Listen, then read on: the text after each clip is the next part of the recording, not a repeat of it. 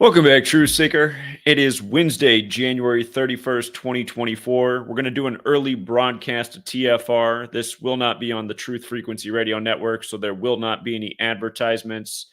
And the reason I've decided to do this is because the call board is down again and still completely unable to get a hold of Chris Geo, who runs the Truth Frequency Radio Network. And I really do hope he's okay. It just seems bizarre that he has not uploaded a YouTube video for several months. And again, if you watch his last broadcast, he said he would be back next week, but he's been gone for months along with his wife. And seems like a lot of people are not doing their shows because they're having the same technical difficulties that I am. And again, it just seems so strange that just everything about it seems strange. So I do hope that Chris Geo and his wife are okay. And I will continue to do the show on there, even if the call board's down. We'll just use my cell phone as the backup like we did last week. But there is something I can help out Sweet Lady with tonight. So I figured just get the show done right now before she gets home from work. And I know a lot of people prefer to do the show this way anyhow, without the commercial breaks. So it's what it'll be for today. And again, I've titled today's show, What is Gematria? Because we have to go over that again. A lot of people just don't even know what this topic is or where it came from. And I want to talk about how broad its application is. And I also want to talk about my hometown Portland Trailblazers with the return of Damian Lillard tonight, and how through understanding what gematria is, you can truly see how scripted professional sports are. And you can better understand why the announcers are always blurting out, you couldn't have scripted it any better. So there's a group of people out there who are trying to diminish the work, and they're trying to say that what we're doing doesn't have anything to do with gematria. They're trying to say what we're actually teaching is arithmancy and necromancy, which is completely false. And again, I want to emphasize what the root of gematria is. Gematria comes from Kabbalah, and essentially what it boils down to is the practice of decoding numbers from words. And its original purpose was within the Hebrew language in the Old Testament and the Torah to gain better understanding of Scripture. But clearly since then, this idea has evolved into other things. And after Hebrew, Gematria, which is also known as isopsephy, became part of the Greek language.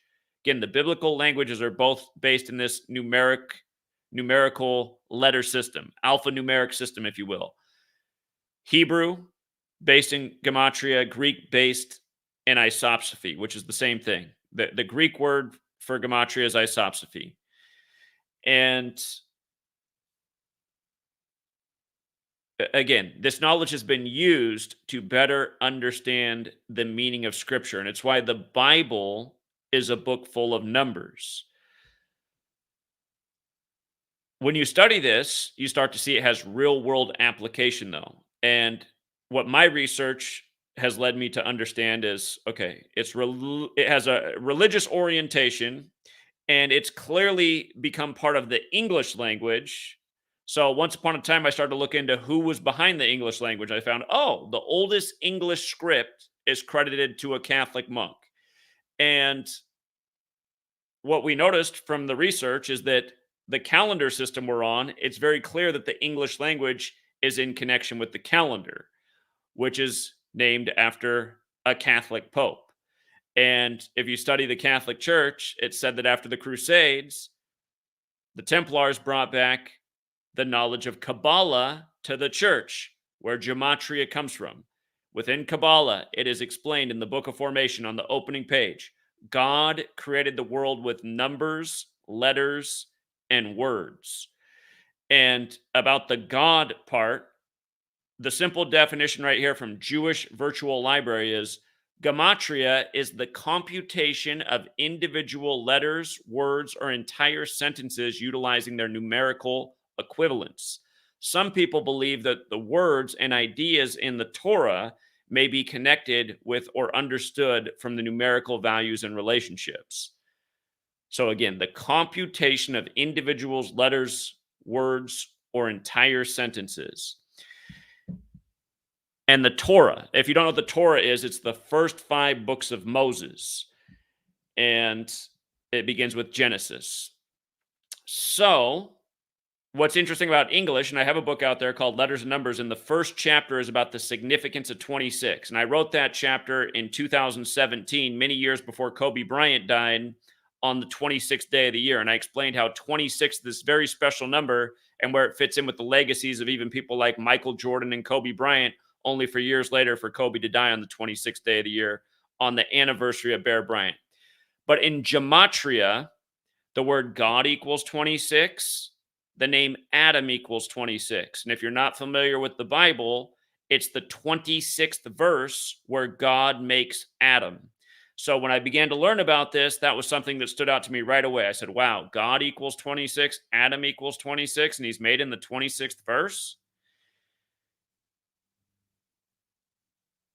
In addition to that, the word Torah equals 26. Names like Bryant and Jordan equal 26. Words like game and even ball game have numerical equivalents of 26. And just as it is in Hebrew and in Greek isopsephy, there are multiple ways to decode words. If you learn standard Hebrew gematria, there are 14 different ciphers that are considered fundamental to the study. 14. There are many. I've read in Faith Giovanni's book, which was published in the 70s, that there's over 100 ciphers of gematria in use in the English language. Never once have we figured out what all 100 ciphers are, but we learned very early on what was very clearly the 4 base ciphers: the alphabetic order with numerology, the reverse alphabetic order with numerology. So again, gematria, the computation of words, letters themselves, and sentences into numbers. And think about it. Again, in the English translation of the Bible, Genesis 3:2 mentions the tree of life and knowing good and evil. And if you're aware of Kabbalah, the physical model is called the tree of life. And there's a standard half, which is considered, the half of understanding your connection with Creator. And it's just referred to as the tree of life. You could essentially say the good half. There's also an evil half to the tree of life, and it's known as the klipoth. Genesis 3:2 mentions the tree of life, knowing good and evil. And the thing about the tree of life is it has 3 pillars and 22 paths. And the New International Version and the King James Version of the Bible use different wording in Genesis 3:2, but both verses through the part of knowing good and evil. The first half of the verse through knowing good and evil, where the first punctuation is, despite the different wording in English gematria, both sentences equate to 322. Obviously, a very special number made famous by Skull and Bones, or Order 322, out of Yale. And you pay attention, that number shows up everywhere. Right now, big focus in Jordan with 3 U.S. troops killed at Tower 22. So we're told. 3 troops at Tower 22. The founder of the Illuminati dead on the 322nd day of the year. On and on and on. Major war breaks out in the world right as Yale turns 322 years old this past year in October of 2023.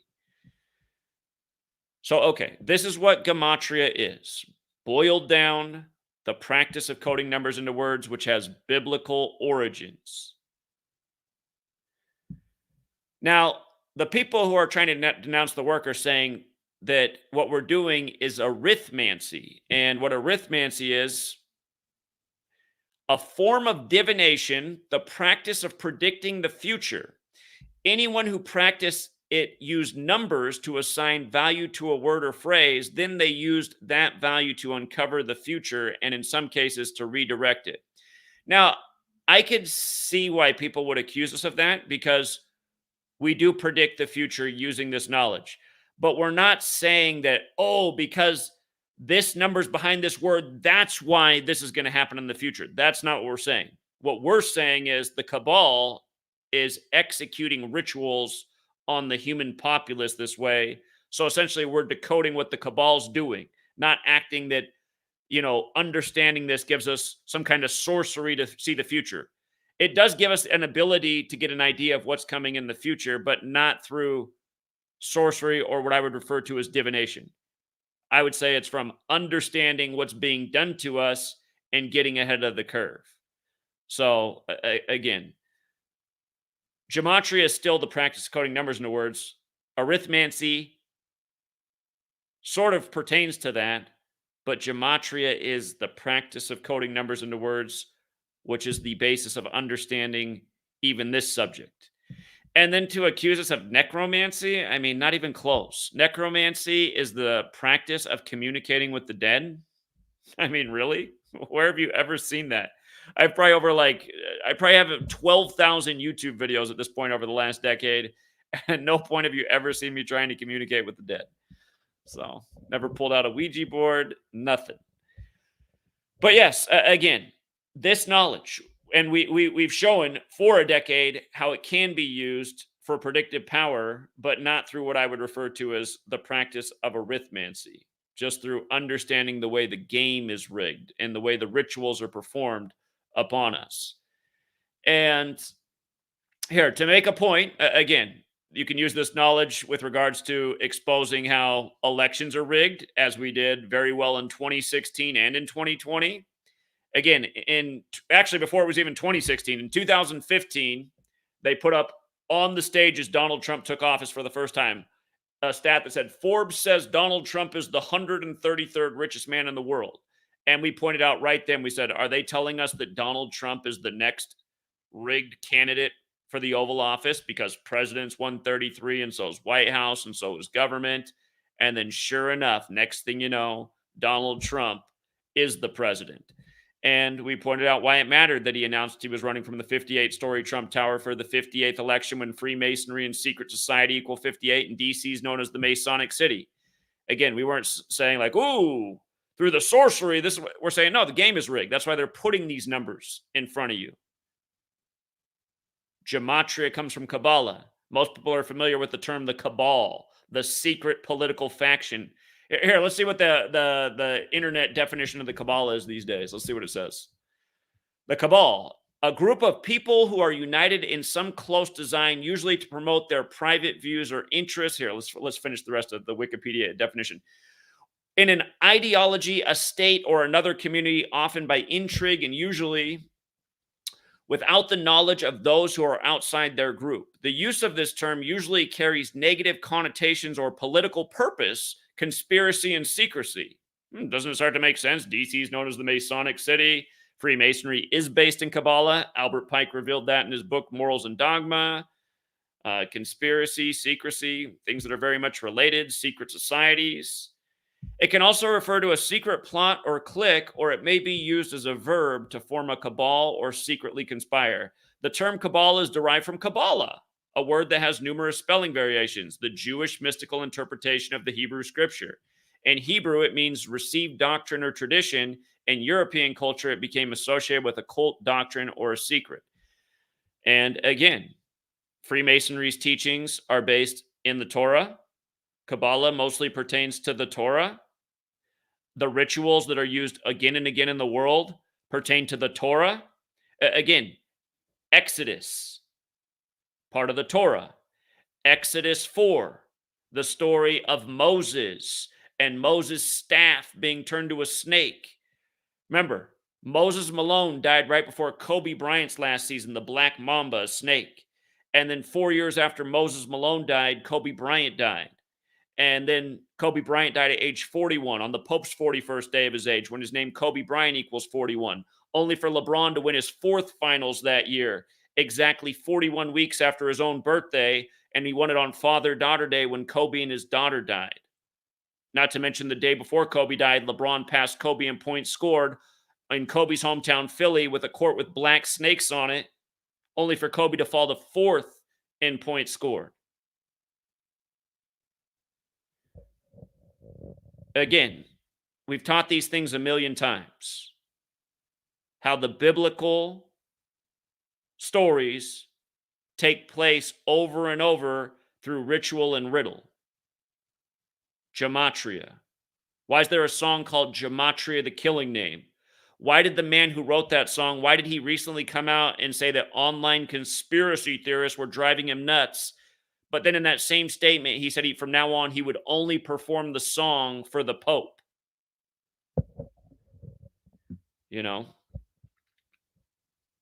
And I'm sure when that article came out about the Slipknot singer saying that, I'm sure what we've been revealing, especially since if you've gone to like their song YouTube post, Google finally deleted it, but had you looked about a year and a half, 2 years back, like almost all the top comments for that song, Slipknot, Gematria, the killing name, and also the police murder by numbers, they were actually people who found this work and then were leaving comments on those music videos about like, hey, you guys need to look into this. YouTube went through and cleaned out all those top comments though. Proof that the Jesuit Cabal, and let's not forget that Google celebrates its birthday on September 27th, the day the Jesuits were recognized by Rome. And we'll be getting into that because, again, we talked about Damian Lillard, why he got shipped in a Jesuit ritual on September 27th to the Bucks.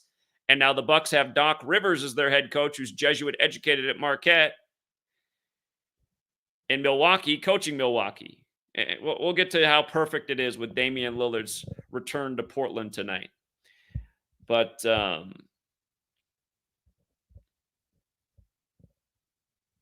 yeah, again, I mean, we didn't put all this together overnight, but at the same time, it's like, how can you deny it once it's all presented to you?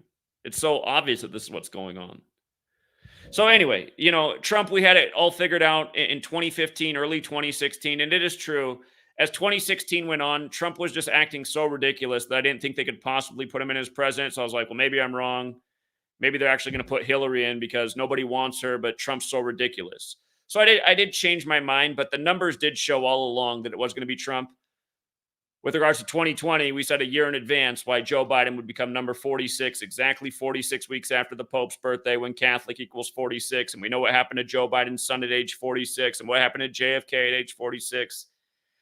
So anyway, the point is, through understanding this knowledge, which is the knowledge of the Cabal, which comes from Kabbalah, you can see the way the game is rigged. And in the same way they script an election by the numbers, they script your sports games, they script your Super Bowls. I mean, did we not have a future in before the season began for 49ers Chiefs for a rematch of the Joe Montana Bowl? Yes, we did. How many years have we nailed futures in all of sports, college and pro? Too many to count. More than I'm pretty sure anyone's ever done before. So, yes, this knowledge does allow you to see in the future, but I would never say that it's because of arithmancy. I'd say it's from understanding the way the game is rigged. So, let's get to why Damian Lillard, the big NBA star who left Portland for Milwaukee in a big Jesuit ritual, is now returning to Portland on his 201st day of his age. So today's January 31st. If Jackie Robinson were alive, it'd be his birthday today. But Bucks and Blazers. Here we are, right? Bucks and Blazers. So let's just go through this. Let's just break it down in real time. This NBA season began on October 24th. October 24th, okay? October 24th, 2023 to today, January 31st, 2024. Today is the 100th day of the NBA season, the 100th day, right? So in the most simple cipher, again, we talk about the 4 base ciphers, the alphabetic order forwards and backwards with numerology. Portland equals 100, right? Milwaukee also equals 100. Both Portland and Milwaukee are 100. So the return of Damian Lillard to Portland, now playing for Milwaukee on the 100th day of the season. Now, you can start to see the term here is self-evident. Self-evident. You can see that Portland Trail Blazers equals 243. We're going to get to how Damian Lillard comes into tonight's game on 243 road losses for his career. You can also see that when you run the alphabetic order in reverse with numerology, Portland Trail Blazers is 126, and he was sent to from the Blazers to the Bucks on September 27th, the big Jesuit day. So let's go back from September 27th to January 31st today is 126 days later, right? So he's going to come back and face his former team 126 days after the move. And let's go to statmuse.com. It's a great website for sports stats. Damian Lillard, all-time record on the road, including playoffs. Damian Lillard on 243 losses. And you know what? With regards to the 185 wins, that's actually pretty interesting as well because basketball equates to 185. So does mathematics, 185. Catholicism is 185. If you go to Milwaukee, you'll see that the tallest building in town, what it says on the very top of the building is Catholic Life. And again, now you have the new head coach, Doc Rivers, well, new head coach for the Bucks, who did go to the Jesuit school Marquette in Milwaukee. And not to mention, he just coached his first game on 1/29, 129 days before the finals begin, when 129 is 201 and base 8 counting. But as we always talk about, the Jesuit order is 201, right? Damian Lillard. Let's get up his birthday real quick. Damian Lillard. Now, on this website, it's going to show you that it's 200 days after his birthday, which is true, but it's also his 201st day of his age, which will verify. He's 33 years old, coming back to the 33rd state, Oregon, as the Blazers sit on 33 losses. We just cashed big on their huge upset of 76ers just a couple nights ago. We said, wouldn't it be so perfect if they upset the 76ers to stay on 33 losses before 33-year-old Damian Lillard comes back? And, of course, the Blazers got their only championship in history over the 76ers in the 76-77 season. But Damian Lillard, from his birthday, July 15th, 2023, to today's game, 200 days later, but if you include the start date, it's the 201st day of his age, right? 201. So what is gematria? It's a key component of Jewish mysticism. Now, who runs the NBA? We know this answer, right? Jewish mysticism, 201. Okay? In that same cipher, the Jesuit order 201. We did the video the day that Damian Lillard got shipped, and we showed what a perfect Jesuit ritual it was and why he was going to the Bucks for their 56th season. Remember, Event 201 was put on by the Jesuit Klaus Schwab, and then the first case of the cooties in the world was 56 days later.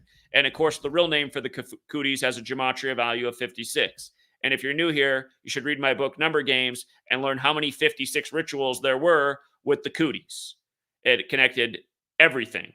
And it was a Jesuit here, a Jesuit there. You know, guys like Anthony Fauci, guys like Gavin Newsom. These guys are all Jesuits, and they're all Mr. 56s, and they were all doing their own little 56 rituals. And Donald Trump, his Jesuit education, it began 56 years before 2020, and so on. But anyhow, notice Damian Lillard is 56, right? Society of Jesus, the formal title of the Jesuits, is 56. Bucks is 56. Yeah, Bucks won a championship in the time of the cooties, and they did it over the 56 team, the Phoenix Suns, 56.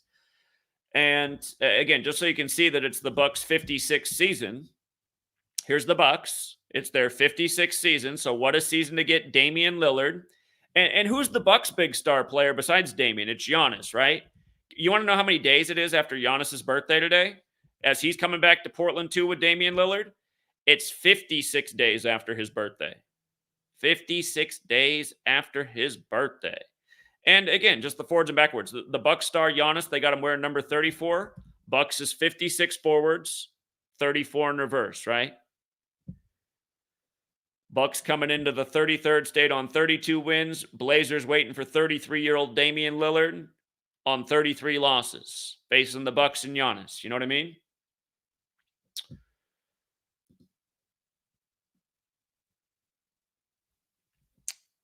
Out of the 50 states, by the way, the Blazers coach, Billups, he just got his 74th career win in that symbolic win over the 76ers, who they won their only championship over.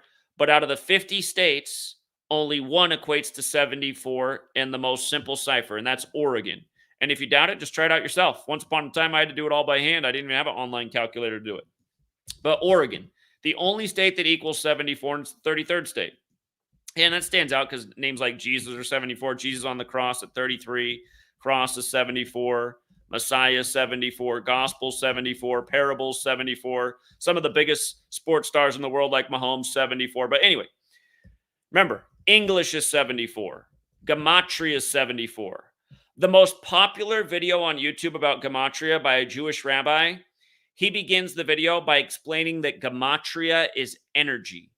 He says gematria is energy. And then he gets on to explain that that's the real importance of the teaching and why it has an impact and why words have such significance on our lives. But think about that. English 74, Gematria 74, energy 74. So to say that this isn't Gematria is just stupid. It's self-evident that it was encoded into the language. You know, to be a gas station clerk and be making videos day after day saying there's no proof that there's a 4-base ciphers when we're laying out everything that's being done every day just makes you look like a gas station attendant, I suppose. But anyway, again, occult means hidden. This is the hidden code behind the English language. Holiday 74. Why do you think there's a song called Gematria, the killing name, and killing is also 74? And then 3 of the first 5 presidents all died on 7-4. And the first 2 that died, Jefferson and Adams, died on the same day. And they were both worried about what would happen when the Jesuits came out of suppression. They were some of the most outspoken founders against the Jesuits and the concern of them coming back. And again, I mean, Independence Day is 74. You really think that it's all by accident? So anyhow, coming back to this game, Bucks and Blazers. I just want you to see something real quick. I want you to see how clever all of these things are, because this will be one of the most interesting games in history between the Blazers and Bucks because of just the significance of Damian Lillard, this huge star in the franchise history, going to this team and now coming back for the first time at that magical age of 33 in the 33rd state. Bucks all-time record versus Blazers, including playoffs. Do you see how the Bucks are 81-53 versus the Blazers? 81-53. And the Blazers' actual name is Trailblazers, is their real name. But notice, Trailblazers. Isn't it interesting that Trailblazers equals 53 and 82? You know, of course, there's an 82-game season in the NBA. The word game itself is 82. Baseball, for example, 162-game season. Baseball, one of my favorite words to always show people. 162 in reverse to go with the games of the season. 54 for the outs in a game. 18 for the half innings. Baseball, 54 forwards and backwards. Throw on the Major League Baseball, 162 forwards. When you say, like, where's proof that there's 4-base ciphers, you must not have logic or common sense or understand, again, the phrase self-evident.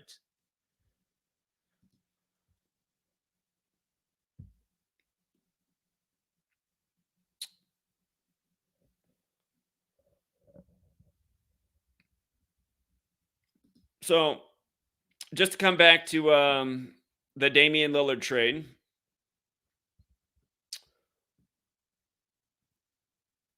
Again, just Milwaukee and Portland with the perfect overlap. Bucks, Damian Lillard, Society of Jesus, all 56, getting shipped over for the Bucks' 56th season. Now he comes back to Portland 56 days after Giannis's birthday on the 100th day of the season.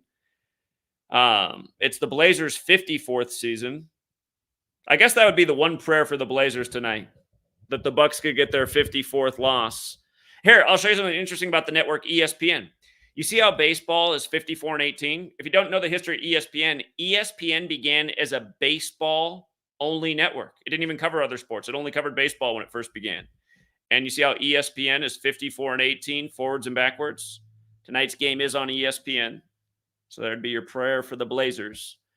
But, yeah, if you didn't know that, look into that history.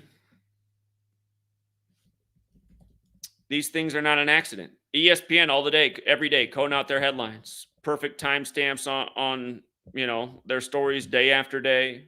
They put the timestamp and the number of the story that corresponds with the significant number to the story. So, and there's examples like this just day after day in sports. Yesterday, another flawless day in the NBA. We've been having a lot of really great days in the NBA this season. You just learn consistent numbers. You see how the Lakers picked up their 17th road loss versus the Hawks? What's Hawks equal? 17. And see, out of these 4 ciphers, when I first began, that dark blue one, the alphabetic order with numerology known as Pythagorean Gematria, it was the cipher I did almost all my work in. And this is Manly P. Hall's The Secret Teachings of All Ages. There is a section in this book, in my version, it begins on page 63. called Pythagorean Mathematics. And about third of the way through this section, I'll read this paragraph here. I don't know if it's too small to show up, but the one cipher he puts on for the English language is this one, the alphabetic order with numerology, which has always been the most useful cipher in pretty much all decoding, sports, news. But here's what he wrote. So again, I read this once upon a time, and then I put it to the test. He writes, there is also a system of calculation in vogue for the English language, but its accuracy is a matter of legitimate dispute. Keep in mind, this book is written in 1926, so it's almost 100 years old now. It is comparatively modern and has no relationship either to the Hebrew Kabbalistic system or to the Greek procedure. And he shouldn't have wrote that because he's wrong. There's a lot of overlap actually with Hebrew and English. Israel, Netanyahu, God, they all have the same numerical value in Hebrew and English, and the list goes on. So, anyway, the claim made by some that it is Pythagorean is not supported by any tangible evidence, and there are many reasons why such a contention is untenable. The fact that Pythagoras used 10 as the basis of calculation, while this system uses 9, an imperfect number, is in itself almost conclusive. Furthermore, the arrangement of the Greek and Hebrew letters does not agree closely enough with the English to permit the application of the number sequence of one language to the number sequence of the others. Further experimentation with the system may prove profitable, but it is without basis in antiquity. The arrangement of the letters and numbers is as follows. And then he gives the exact same cipher you see there. A through I is 9. J becomes 1. It's the same cipher system. So I read this once upon a time. And again, I was trying to figure out what was going on in our society with all these number rituals. And I started to look into it. And I just noticed right away that, well, this is definitely what they're doing because it's lining up every day with news stories, sports outcomes. And again, the rest is history. So that was the paragraph that I found online in an excerpt, and it just made me look into it. And back then I had to do everything by hand. But here, Hawks yesterday. Let's just go through the 5 games. Hawks yesterday picked up the 17th road loss. You see this Celtics-Pacers game? Right before this game happened, they put out a story, and we've already talked about this, news and sports. They put out a story that Rajon Rondo, however you say his first name, who used to play for the Celtics, had just been arrested in Indiana at age 37, and Rondo's birthday is the 22nd day of the second month. So right after that story, the Celtics pick up their 37th win over Indiana, where Rondo just got arrested at age 37, and then they became 22-2 at home when that's Rondo's birthday. And you see how Pacers also has the gematria of 37 when you run it in reverse numerology? And understand, forwards and backwards, self-evident. Kobe Bryant dead on the 26th and on the 37th death anniversary of Bear Bryant. So that's how you can always see the forwards and backwards. So important. Kobe Bryant, 41 forwards, dead at 41 on the Pope's 41st day of his age, traveling from Catholic Mass. Kobe Bryant, 157 in reverse, dead on the 157th day of his own age, the 37th prime number. Kobe Bryant, 58 in reverse. Los Angeles Lakers, 58 forwards. This year, they're putting up a statue on the 24th death anniversary of number 58, Derek Thomas of the Chiefs, when the Chiefs have been the hottest team in football since Kobe died. Kobe Bean Bryant, 54, dead the Sunday before Super Bowl 54. And where Bryant's 26 and Kobe Bryant's 41, remember, Mahomes won that game with his 26th completion to number 26 on his 41st pass attempt in the Super Bowl. When we talk about the same patterns every year. And this year, he picked up his 41st road win over Baltimore to advance to the Super Bowl, becoming 4-1 versus Baltimore all time as Brock Purdy became 4-1 in the playoffs. So, again, this is 1926 information that gives you a clue. This is 2024 information, plus the past decade of proving the point of what he introduced and said, it could be profitable. It could be profitable. It sure has been. He laid it out, but he said it needs further research. He should have left out the sentence about how there's no connection with English and Hebrew and Greek, because that's wrong.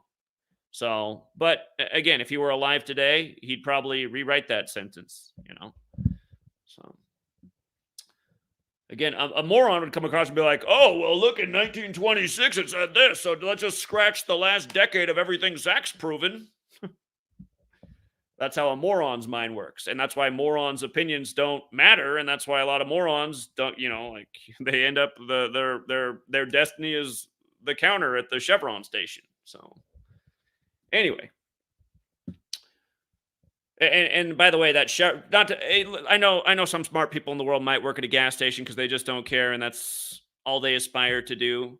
But again, just the guy's sidekick who's making the videos with him is a guy who can't stop getting DUIs and keeps losing his job, and now the best he can do is maybe picking up a job as a server at the diner. Again, you got to pay attention to who you're listening to in this world. Alcoholics, drug addicts, Chevron clerks, probably not the most important people to listen to in the world, Yours truly. Not to toot my own horn, but top of my class for almost all of my life. Master's degree, could have gone a lot further, but got burnt out with the school system. So anyway.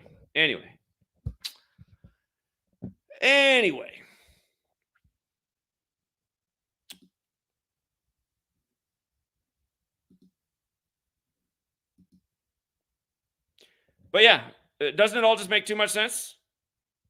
How can all the Jesuit rituals be so perfect? How can all the patterns just keep happening? Year after year, season after season, day after day, should be pretty self-evident that this is what they're doing.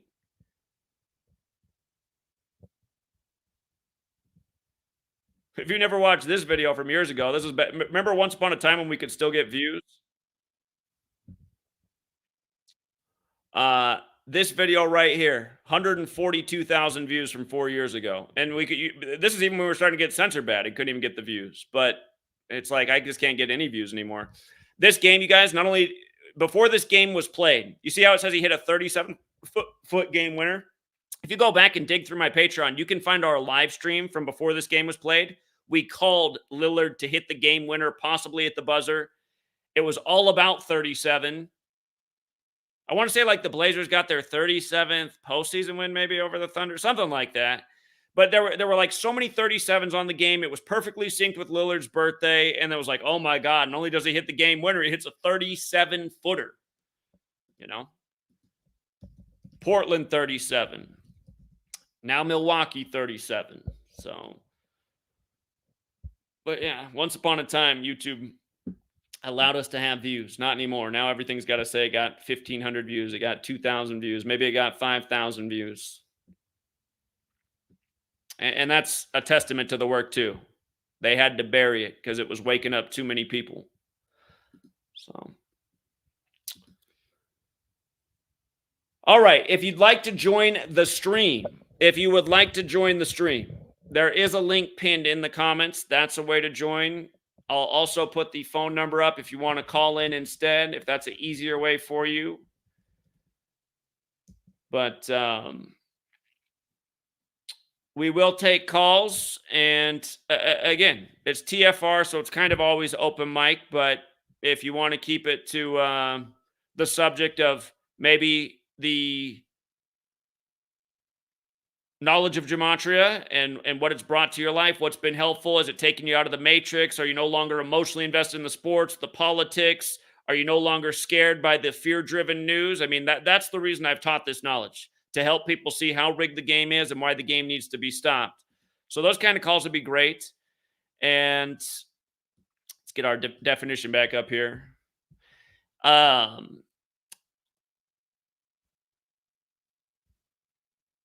And yeah, if you want to talk more about sports, that's okay. Of course, the Super Bowl is coming up. So many people focused on that. And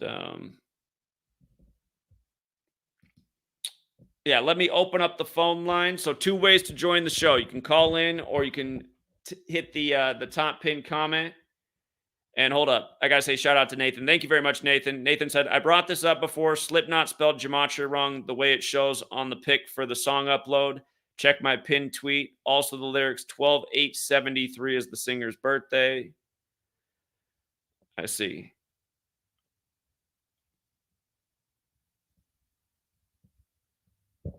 All right, hold on. Let me pull up Nathan's. Let's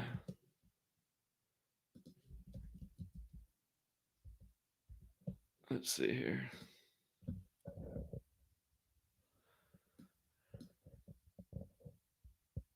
Yeah, I see that they dropped a T. That's interesting that they did that.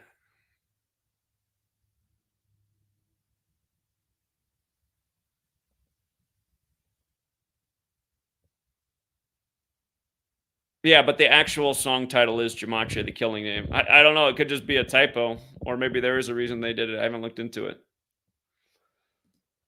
Okay. All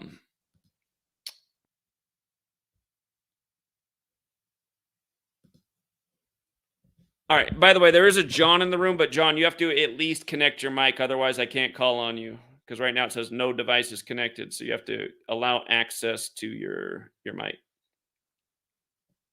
Oh, James. Yeah, everybody. Actually, let me play this too. On the fourth death anniversary of Kobe Bryant, there was an episode of Real Time with Bill Maher on HBO. Again, HBO, totally Jesuit network, founded by a Jesuit. Bill Maher's half Catholic, half Jewish. Major shill for the system. A guy who made a lot of money off making jokes about Bin Laden after the biggest joke on America, and he always toed the mainstream line about that. But he had Stephen A. Smith on, who's Mr. Basketball, right? And let me see. Let me change the let's change this setting here. All right. Sound's going to be a little bit different, but it'll be better for phone calls. I'm going to play this clip. It's on my phone. I want you to listen to what Bill Maher said about what he thinks about sports. It's just unbelievable. And it's just, the guy's just talking out of his ass. There's no way that he means what he's about to say. He's not this dumb of a guy, but of course he's got to pander for his fellow Jesuits and their sports enterprises, especially right as the Super Bowl comes underway. Listen to this. I mean, this might be the funniest thing Bill Maher ever said. Here he is. Wants to see him play with his father, but he will not get on that team unless he absolutely earns it. Oh, snap. What happened? Hold on. Something happened. How did it go ahead?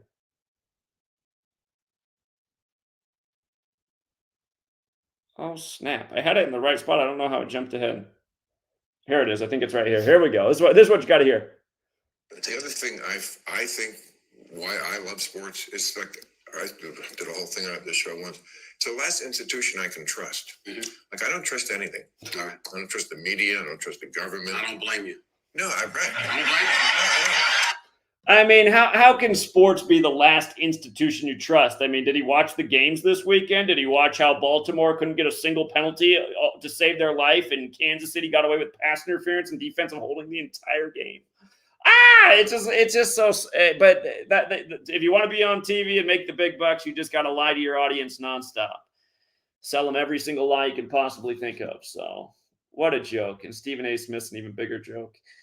But yeah, I had to see what happened in the anniversary of the Kobe death episode, and it was that. So.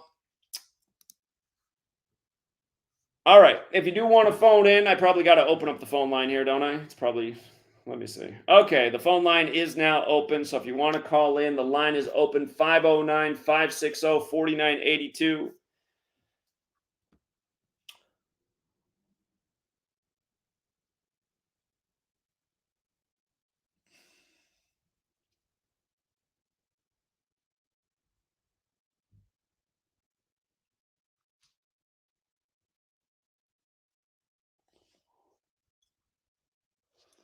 All right, let's see.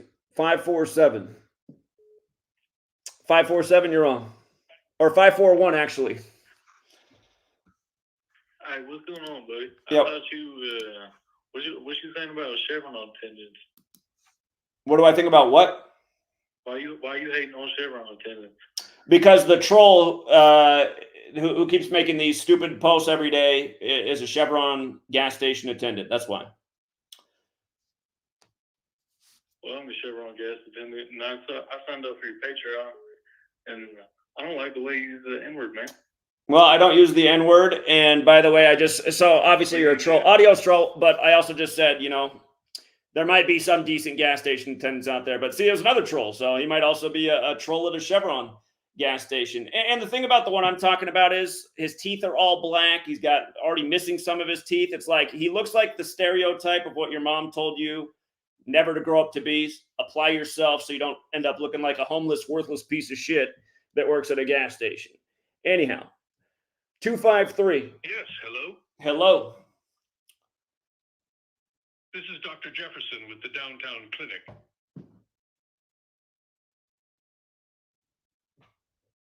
Okay. Oh, man, the trolls are always the ones, the first to call in, so.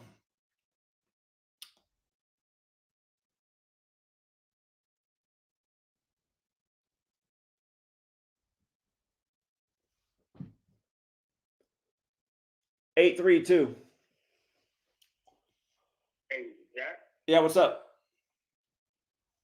Yo, what's up, man? My name is Michael. I've been watching the videos for, I don't know, since 2020, and they really woke me up to what's really going on, man. I can't hear your phone. I can't hear your signal. Oh, shit. I'm in the, hold on.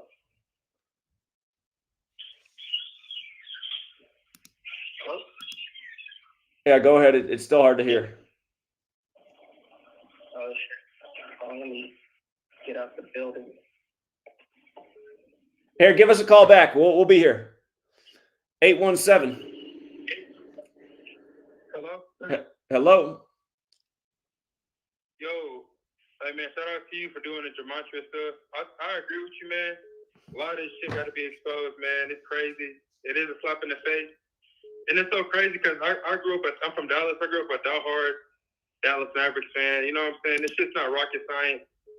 And it sucks because I have been brainwashed to watch this shit, man. It's crazy. But I want your thoughts on this. Do you think every athlete, when they go try to be professional, do you think at one point do you have to sign up to be a part of this circus show, or are they born into it, or like, you know what I'm saying? I don't know. I don't know if you can ever say like every, but if you can go back and watch the NFL where Clowney went as the number one pick, as they were going to commercial break after the selection, they had him say, "I sold my soul for this." So, and then, I mean, there was an NBA draft a few years ago where when the players got drafted, they were giving them a necklace, and like half the guys taken in the first round you only got a necklace if one or both of your parents were dead, but it was a necklace with a picture of your dead parent.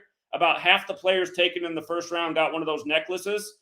And then it was like an ongoing story of like, hey, it's amazing, like all the tragedies that so many of these young men have had to suffer already this far in their life. And it's just like, God, is anyone watching what's going on? I mean, like, how many 18, 19, 20-year-olds have already lost one or both parents? Half the guys in the first round got one of these. And what a weird thing to do. So, I mean, I feel like when they're doing that stuff, they're putting in front of your face what's going on. Yeah, I agree. Even with, I feel like the slap in the face. I feel like the fact that Jimmy Butler, Anthony Edwards look just like Michael Jordan, bro. Exactly, and they probably are Jordan's son. A guy called in the other day, and he was like, "You know Anthony Edwards?" I said, "Jordan's son, you mean?" He goes, "No, not Jordan's son, Anthony Edwards." I go, "Yeah, I mean Jordan's son. Look at him."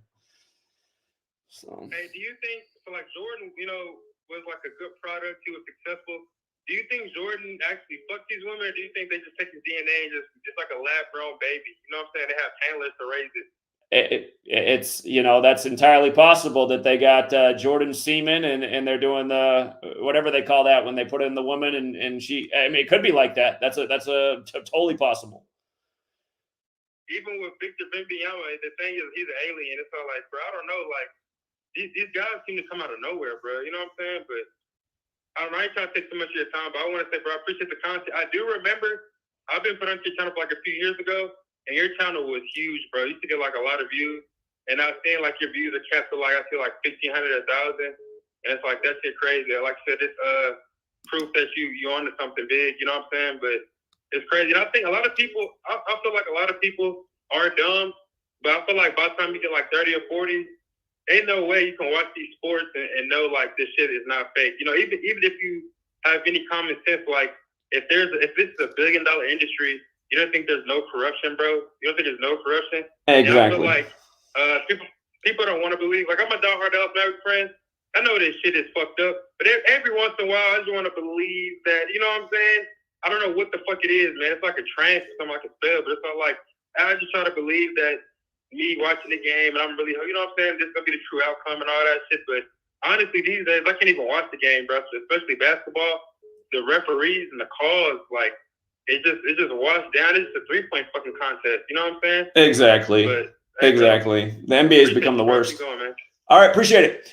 By the way, I didn't finish with the 5 games yesterday. So the Knicks, they're facing the Jazz. The Jazz coach stayed on 61 wins, just so you guys can see it. New York Knicks 61, and then he plays Philadelphia next. The Jazz do. So he's staying on 61 wins versus the Knicks. Now he's going into Philadelphia on 61 wins. The Raptors and Bulls, sometimes you got to be logical. We said, well, the Bulls' next game's against the Hornets, and that team has the Jordan connection, and Jordan wore 23, and the Bulls were a big favorite last night, so huge payout on the Raptors last night. So I don't think the Bulls are going to get that 23rd win versus the Raptors. Jordan doesn't have any history with the Raptors. Sure enough, next thing you know, Bulls get major upset, nice payout. And then Warriors and 76ers was Lock City because, I mean, first of all, it's obvious. The Warriors become 20-24 in 2024, but the Warriors always doing rituals with Philly because that's where they're originally from. And we've talked about this a million times. Back in the day, they played in Oracle Arena, which was 106 feet tall. Oracle has to do with future telling. The word prophecies 106. Let me see what it was. I can't remember if it was hold on. I got to look in the standings. If it was Philadelphia. Hold up. Philadelphia. Yeah, Philadelphia fell to 10-6 versus the West. Like 106, like prophecies 106, like how Revelation, the book of prophecy, mentions Philly. We've talked about 106 in Philly sports a million times. Philadelphia Phillies is even 106 and on and on and on. So, 5 narratives last night, all winners. And again, I mean, the application of this, sports, news, politics. I got one quick question for you. Yeah. I got a question. When it comes to Kobe and his death, and then do you think I hear people say it's like pharmaceutical company. Like what do you think was the main reason the industry would sacrifice one of its biggest stars, you know what I'm saying, of all time? Well, first of all, is he really dead is a question. I mean, is Kobe even really dead is the question. So we don't know that he's really dead. But, okay, LeBron got his 4th championship. Manly P. Hall has another book, not this one, it's in another book, where he writes about numbers. And he talks about the numbers 1 through 10. It's a short book. But he gets to how important 4 is to death. How important 4 is to death. So again, LeBron passes Kobe the day before Kobe dies. Kobe fell to 4th in points scored. And then LeBron won his 4th championship later that year in the NBA bubble, which was in Orlando, the same place that Kobe won his 4th championship against Orlando, right? The Orlando Magic. Yeah. And when Kobe died, he did die 201 days before Magic Johnson's birthday. And then they buried Kobe in Corona Del Mar's. Coronavirus was getting underway. And from Kobe's last birthday to the day the pandemic was declared was 201 days later. And again, he died synced with the Pope, we got the first Jesuit Pope, the first living sweet 201. So if Kobe, and here's the other thing, they called Kobe the Black Mamba.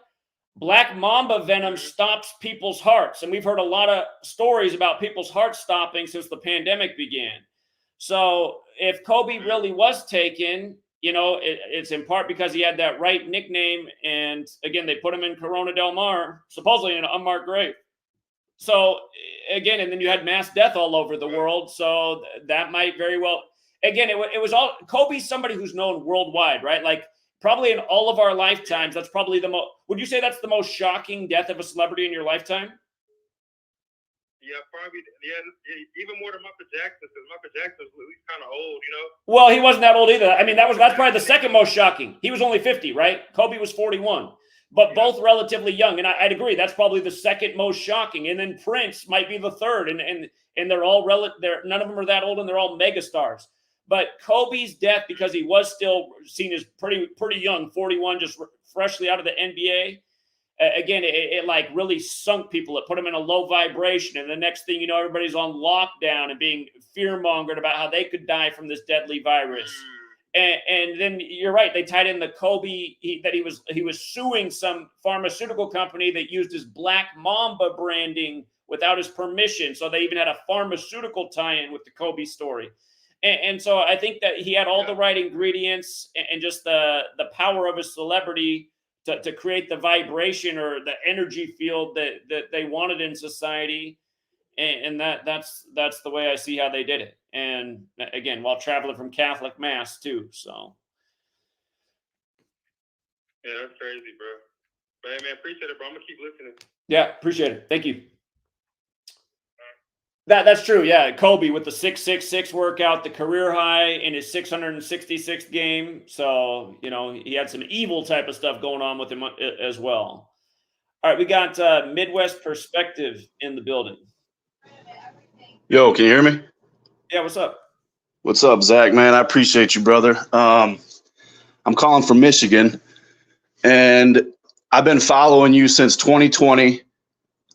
And when I guess I'm calling to share my story on how I found Gematria in an organic way, because stuff was physically happening to me in my life, like waking up and seeing the same numbers and getting gas and seeing the same numbers. And so I would look up, go to my Google search and be like, what does it mean when this happens? Or what does it mean when I keep seeing this? And it brought up the word gematria. And I'm like, what the fuck is gematria? So I'm looking into it. I then stumbled upon your page on YouTube. And to be honest with you, when I first came across your work, I was like, man, I ain't got time for this shit. This I was so brainwashed because I was still living for the world, still watching football games, still drinking the Bud Light, and it was like, I watched you for a little bit and it was like, so I quit for a little while. And then stuff, would continuously happen to me in my life to lead me back down these rabbit holes of gematria, numerology, and, and then speaking biblically in some aspects. But so then I sat down and I'm like, I'll give this gematria thing a try. So I put my name in the gematria calculator, and I don't want to put out too much details because it's really personal, and it would pinpoint my location, and I don't need those headaches. But sure, yeah, just keep it vague. So my name in gematria is 33. Okay, in 2020, I turned 33 years old, and I read the Bible, and of course, Jesus was sacrificed at the age of 33, and so on. So 33 was a number that woke me up, and that's what I meant at the beginning of the call. As I said, I would wake up at like 3:33 in the morning, like for a week straight, and I would go get gas at the gas station and pay $33, and the gas was $3.33 a gallon, and I'm like, man. This isn't a coincidence. So that's how it led me down the rabbit hole to begin with. And so, but I have at least 15 examples, including my birthday. I can tell you my birthday because that doesn't really matter. My birthday is January 25th, 1987. And when you add the numbers together, it equals 33. So I have 15 examples I could sit here and tell you that it all lines up to a T. When I was 33 years old, I'm now 37, but when I bought my first house at the age of 33, my address has something to do, with my life, and the street that I live on has something to do, and my P.O. box ties into, it was just mind blowing. And I honestly feel it was a message from God. Because that's my beliefs that there's a higher God and it just, there's no coincidences in life, man. Everything happens for a reason. And that's just my honest beliefs. And so I've spent the last, I don't know, 2-3 years, maybe really watching your work, really trying to understand it, and then I kind of got a grasp on some of it. I still don't know a lot and I'm still learning, but some of the stuff I do know, the whole 9/11 thing, the number 42 with Black History, February's 42, and all this, I try to teach other people, and it has caused every single person in my life to quit talking to me. I'm just going to let you know, because they don't want to accept this knowledge as truth. And they look at me like I'm a crazy conspiracy theorist. And mind you, I don't drink alcohol. I don't smoke cigarettes. I don't smoke weed. I don't even take Tylenol for a headache, dude. My mind is so pure, like when it comes to comprehending things, you know? So it's just crazy, man. I mean, I wish I could sit down with you one day and just have like a personal conversation and really, you know, tell you what I'm talking about, because there's no other explanation for it. Absolutely. You know, I can't make this stuff up. And so that led me to you. And so I just want to, you know, thank you. I appreciate your work, man. And unfortunately, I can't, you know, help fund you, because I honestly live paycheck to paycheck, you know, and I got kids and a family to raise. But I do try to educate other people on this gematria, this hidden language. You know, this country is not really what we think it is. We've been lied to our entire lives. You know, I understand the Titanic was an inside job with JP Morgan wanting the federal government, you know, and 9/11's inside. I mean, so yeah, I get called a conspiracy theorist, but it's like, I just watch you every day, and it's like, man, there's no, you can't make this stuff up. And you know way more details into it than what I do, like the whole Kobe Bryant thing. I just learned a little bit more with Kobe Bryant. But yeah, man, it's just mind blowing that a lot of people out here who are more smart than I am, you know, because they went to college and got indoctrinated, they should be able to put 2 and 2 together, and they can't. It's just like, this country. Just so you know, just for the record, I identify with everything you're saying, and there absolutely is an organic side to it. And again, that you can tell that that's where the original idea and concept comes from in the Book of Formation, that God created the world with numbers, letters, and words. It sounds absurd if you just haven't ever thought about it. It's just like, how could that be? That doesn't make sense to me. But start a layer, you're like, wow, there really is something to this. And I've been saying the same thing since I was 18 and 9/11 happened. I said, it seems like everybody's under a spell. And then you start to study the dark half of Kabbalah. It's about sorcery and spell casting and having influence over people. And you, myself, and all the other people pretty much in this community are all going through the same thing, where the people around us, we try to share with them this very logical and evidence-based information, and we get greeted the same way. You sound crazy. They don't want to talk to you anymore. It's just like my core group of friends who I had until 2013, when I found this, I'm not friends with them anymore. They don't talk to me. I'm excluded from the group. When I found this out, my friend's wedding wasn't that far off, and I was to be, you know, one of the best men in his wedding. Not only did I not go to the wedding, I became totally not invited. He said he didn't want me there. He thought I'd become some weirdo because I was showing, you know, that these little simple codes back then. And so, I mean, trust me, I totally get what you're saying, and a lot of people do. And it's frustrating, but it hasn't made me stop, because I realize, like, obviously I'm not crazy, and I've been putting up with this for all of my life, being called crazy for calling out what's wrong and seeing through what's wrong, and essentially the sorcery from the Cabal. Again, people are saying I was crazy because I was questioning 9/11. I knew I wasn't crazy for questioning 9/11. It was just such an obvious lie to me. But yeah, so yeah, I mean, just realize you're not alone. But hey, good for you for continuing on the path anyway. And because other people have been confronted with these same problems, and they said, just forget it. I'm just going back to hang out with my friends, and I'm putting everything back under the rug and just doing what I got to do to fit in. And that's part of the problem too. We're never going to overcome what's upon us as a society if people are too afraid to, you know, learn about these things and confront these things. And I hope in time that as our numbers grow, it'll become more common to pursue understanding what's really going on in the world. So, yeah. And like you said, like everybody in my family quit talking to me, my cousins, you know, my friends. I had a best friend of 17 years that I was supposed to be his best man in his wedding. That didn't happen. Because it was like to the point where I'm like, dude, you're a fucking sheep, man. How do you not see this shit that's going on in the world? It's not a coincidence that 30 3 years later, after George Bush graduates Yale, that the towers come crashing down with buildings 1, 2, and 7, and they compare it to Pearl Harbor, which is on December 7th. It's like, I only have a high school education, and I can understand this shit. So it's like, man. They're doing it again, right? Now it's the 3 troops at Tower 22 and supposedly killed on 127. Yeah. Just mockery, man. I get it, and I'm still learning it, but I comprehend it. I understand it, and I'm trying. I'm still trying. I'm kicking the dead horse, but I'm still trying to wake people up to this knowledge, man. Because if we won the war against the British, we'd be speaking German. We wouldn't be speaking English. And English is the only language that you can do to have a hidden meaning behind it with the numbers and letters.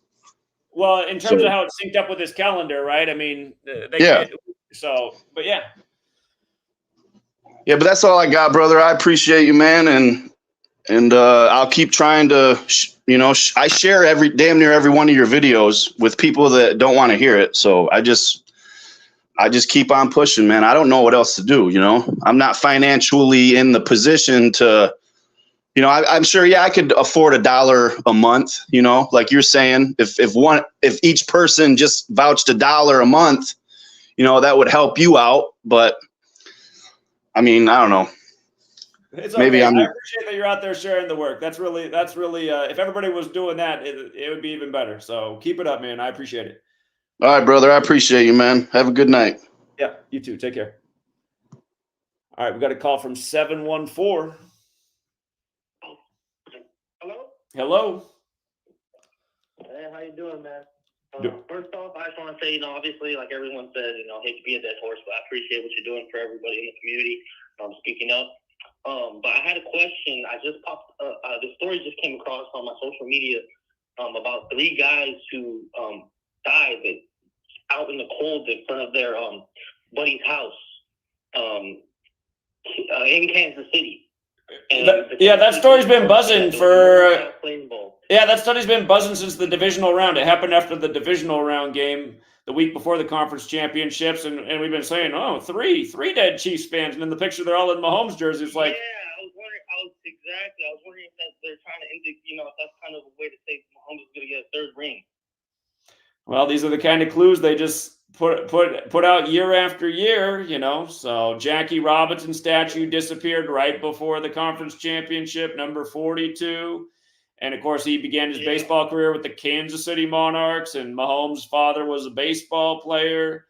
So, I mean, just you pay attention to these little stories they're telling you. Right before the conference championship also, the supposedly AI porn of Taylor Swift at a Kansas City Chiefs game that got, according to the media, 58,000 reposts.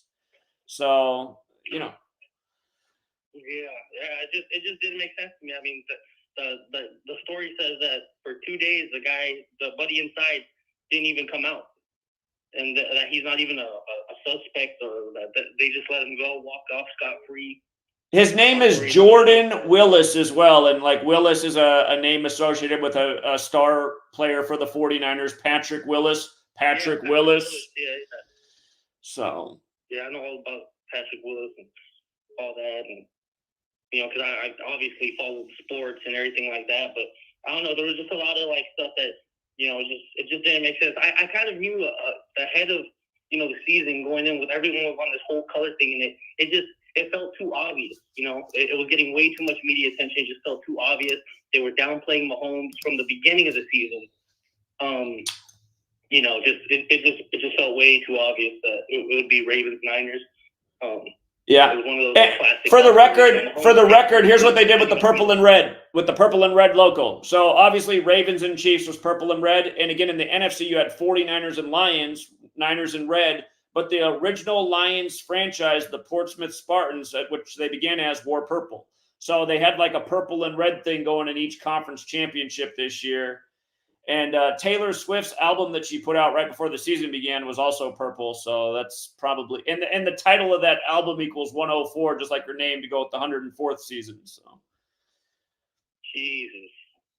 Yeah, man. I just think, more people need to wake up and realize that, whatever they want to believe, there's something going on with these numbers and how this shit plays out, Indeed, there is. Appreciate the call, man. Thank you. All right.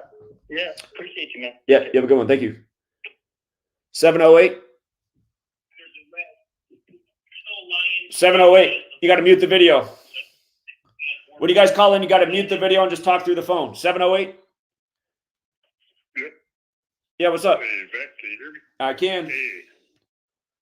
Yeah, I wanted to call in and touch up on something about Kobe Bryant again. Yeah, like, you know how like his name is 157 in that reverse, 113 in the ordinal. You know how, like you mentioned before, Kobe got that biblical connection, and redeemed is actually 157 in reverse. And you know, in the Bible it says that, you know, it talks about people being redeemed from the earth, as in, of course, the rapture in the book of Revelation. Now, the word raptured is 113 in the same cipher. And it just kind of makes me think, like, especially, you know, when you see, like, you know, I just feel like the government definitely has a lot to do with, you know, a lot of the, you know, cancers, you know, they're developing, people getting cancer. If you check, the word cancerous is 144 in that same cipher, and lymphoma is 113 in that same cipher. So it's just something to think of, that, like, also the word danger is 113 in that same cipher. And it's just like, makes me think, like, you know, there's somewhere encoded in there that, you know, exactly what you mean, that redeemed, that raptured, that cancerous, you know, that's encoded to let you know that they're killing people, you know, in certain ways. And, you know, lymphoma is one of them. So it's just something I wanted to, like, point out because of Kobe's name and him dying on the 157th day of his age, and just that cipher and that connection there. Sure. And you bringing up cancer, I just want to remind people that Pfizer just bought Seagen, who's making all these cancer drugs, on the anniversary of the COVID vaccine going live in the US, and they bought them while their share value had fallen to $26 per share when cancer has that Gematria 26. And again, these things are ritualistic, and the people who run these companies, they know when to sell high and buy low, and you just see the ritualism of it. Ever since the jabs have gone online, all kinds of people have developed cancer. My brother-in-law is dying. He's probably not going to live that much longer. He's a doctor. Of course, he had to get the jabs to work at the hospital, and now he's got cancer all throughout his body. And he's not that old. He's older than me because my sister's 12 years older than me, and he's a decade older than her, so he's in his early 60s, but that's still not that old. And again, you know, sweet lady where she works, also at a medical facility, 2 of the younger people there have developed cancer. And one of her coworkers just recently passed in their sleep in their mid-30s. So yeah, all of this is by design, and this is why ignorance isn't bliss. All these people who trusted the TV and all the fear mongering and went out and did what they were told because they got fear mongered into it, they're reaping the consequences. And we were here all along pointing out all the rituals and, you know, why you should not participate in the jab, especially when Bill Gates is leading the way. And he spoke very clearly in his 2010 TED Talk, Innovating to Zero. He talked about why we need to reduce the human population to save the earth. And he gave out a list of ways to reduce the population. And I'm not allowed to say what the number one thing was on his list, but anyone can look it up. If you've never watched 2010 TED Talk, for all the people out there, Innovating to Zero by Bill Gates, go listen. It's probably about 5-6 minutes in where he says what needs to be done to reduce the human population, and you won't miss the first thing that he says. Oh, wow.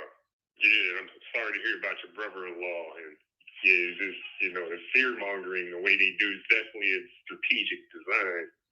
Yeah, I just wanted to point that out. That's pretty much all I had, though, Zach. All right. Appreciate it. All right. Thank you. Have a good night. The thing is, you know, I mean, I feel bad for my brother-in-law, but for the last decade, he's been saying I'm a weirdo and, you know, that all this stuff I'm doing is bullshit. And, you know, he's learning the lesson the hard way. So, and when I was a teenager, I learned to eat a very healthy diet, and he used to make fun of that too. And he was eating the same way as I was, but then he went out and got the jab, and well, the rest is history. So, and he's a doctor, and that's why I learned at a young age that I don't really care what doctors think, because they're just indoctrinated too. They don't know anything about nutrition. They're just doing what their textbook told them that was probably put together by the Rockefeller family. 678. You got to mute your video, 678. Is this 678-260-7037? That's obviously your number. Okay, I'm sorry. I got to mute this. I'm sorry about that. Let me mute this.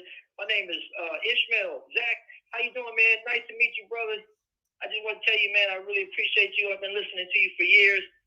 And I go as far back as Louisiana college games, when you were out there pounding the pavement. Further back than that, when you were talking about coming to Atlanta. I'm in Atlanta right now.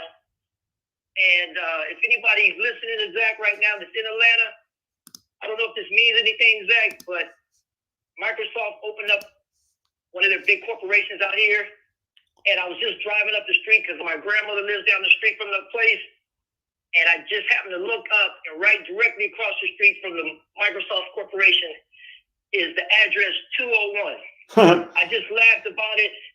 I hope you can still hear me. I can. I'm laughing. I'm on a headset. But I also wanted to tell you, Zach, that you're my hero. And I say that like a brother from another mother. I wish there were times when I could have reached out to you earlier and pound the pavement with you when you were in New York, Los Angeles, Louisiana. There was a time when there was a lot of stuff going on in Atlanta. You were talking about coming here, and I wanted to reach out to you. I have a restaurant, and I'm pretty busy. So what I was doing over the years is just sending you money on Patreon every month.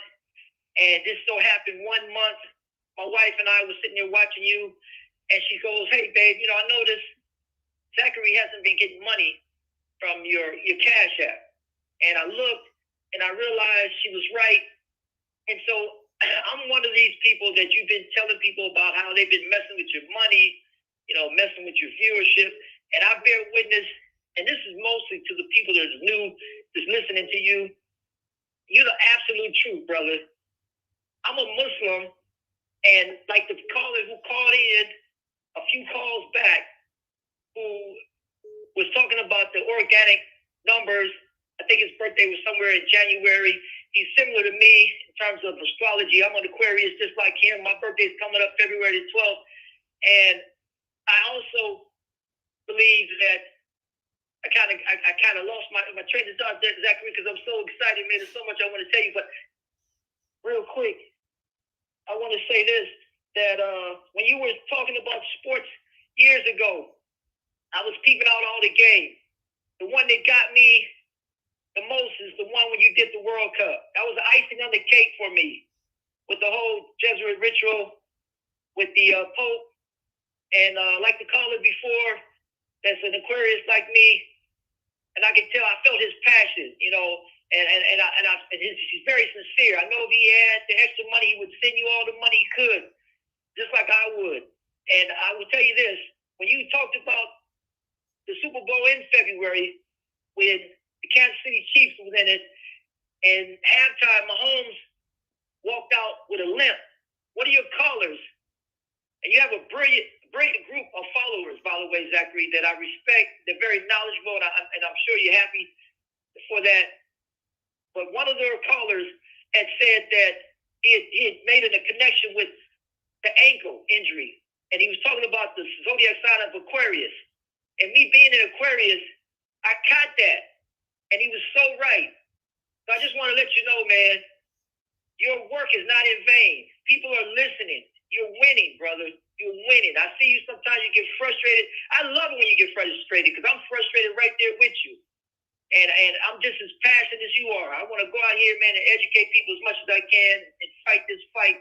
But I just want to let you know, don't give up. Like I said, I don't know if you're still listening, if I'm still online. You're on. Cut it short, but I just want to let you know, brother, that I love you, man. And one day, God willing, I'm going to meet you. I'm going to tell you a whole lot about me. I'm going to explain to you a lot of the misconceptions that are out here in the world by the magicians that are performing this magic on these religions, like my own religion, Islam, because there's a lot of Muslims out here that are being miseducated themselves. There's so many things, brother, that you're right on point about that I can't take the time right now to tell you. But God willing, I'm going to be linking with you soon again. You will be seeing my Patreon page connected with yours again. You will be receiving that money that they took from you that you rightfully owe. But I'm going to let you go, brother. But my name is Ishmael. Remember that. Ishmael. I won't forget the name. For people who don't know, there's a great book out there titled Ishmael. I think everybody should read that book. But I really appreciate the call, Ishmael. Thank you. You're welcome. All right. You have a great day. You too, brother. All right. Take care. Yeah. If you never read the book Ishmael, you should read that one. It's a winner. It's somewhere back on that bookshelf back there. 480. Hello. Hello. So I got a Super Bowl first touchdown possibility. Okay. Kyle, the 49ers, the Kyle Juszczyk guy or whatever his name is, he's number 44. He used to play on Baltimore when they actually in the Blackout Bowl. He actually got a touchdown, and that was his first touchdown, and it was the first touchdown by a Harvard player. And his wife made a bag for Taylor Swift, that jacket that she has. Made it for Kelsey's. Oh, yeah, for Taylor Swift. And then she also made them for Patrick Mahomes. And now the NFL signed her today to do, like, jackets with her. And I think that'd be the ultimate, like, up to you to all the fans. Everyone's betting all the star players for first touchdown. And, a fullback got the first touchdown. And when he got that touchdown in that game, the date was it was a Super Bowl 54 or whatever. It was 2/20. 2/20. 2020. So that's, like 2 + 2 is 4, That's who it was on February 3rd. February 3rd, 2013. 34th day of the year, 34 points, 34-minute blackout. That's a thought. Here, I'll give you another thought if you want to think twice about it. Super Bowl 24, Joe Montana won back-to-back in Super Bowl 23 and 24. Wore 19 with the Chiefs. It's been 19 years since anybody won back-to-back. Mahomes could do it. But Super Bowl 24, this is 2024, and Missouri's the 24th state. The 49ers wasted the Broncos 55-10. And the 55th pick of the draft this year was Rashee Rice, who plays for the Chiefs, reminding of Jerry Rice. And you want to guess who scored the first touchdown when the Niners scored 55 points? Yeah. But that's what I was saying, like that. Jerry Rice scored the first one, but this Rice could score the last one. Because if they had this, this fullback get the first touchdown, it would kill everyone's parlays. You know how many people are going to be putting, the first touchdown in parlays? They would break out so much money the first touchdown. If you scored, no one's going to be betting on that fullback. I'm just thinking about the NFL trying to fuck people. I'm just thinking about rituals and numbers. Just like I'm sure a lot of people had Odell Beckham to score the first touchdown in Super Bowl 56, including us, because he's born on the day, leaving 56 days left in the year, and he did. But yeah.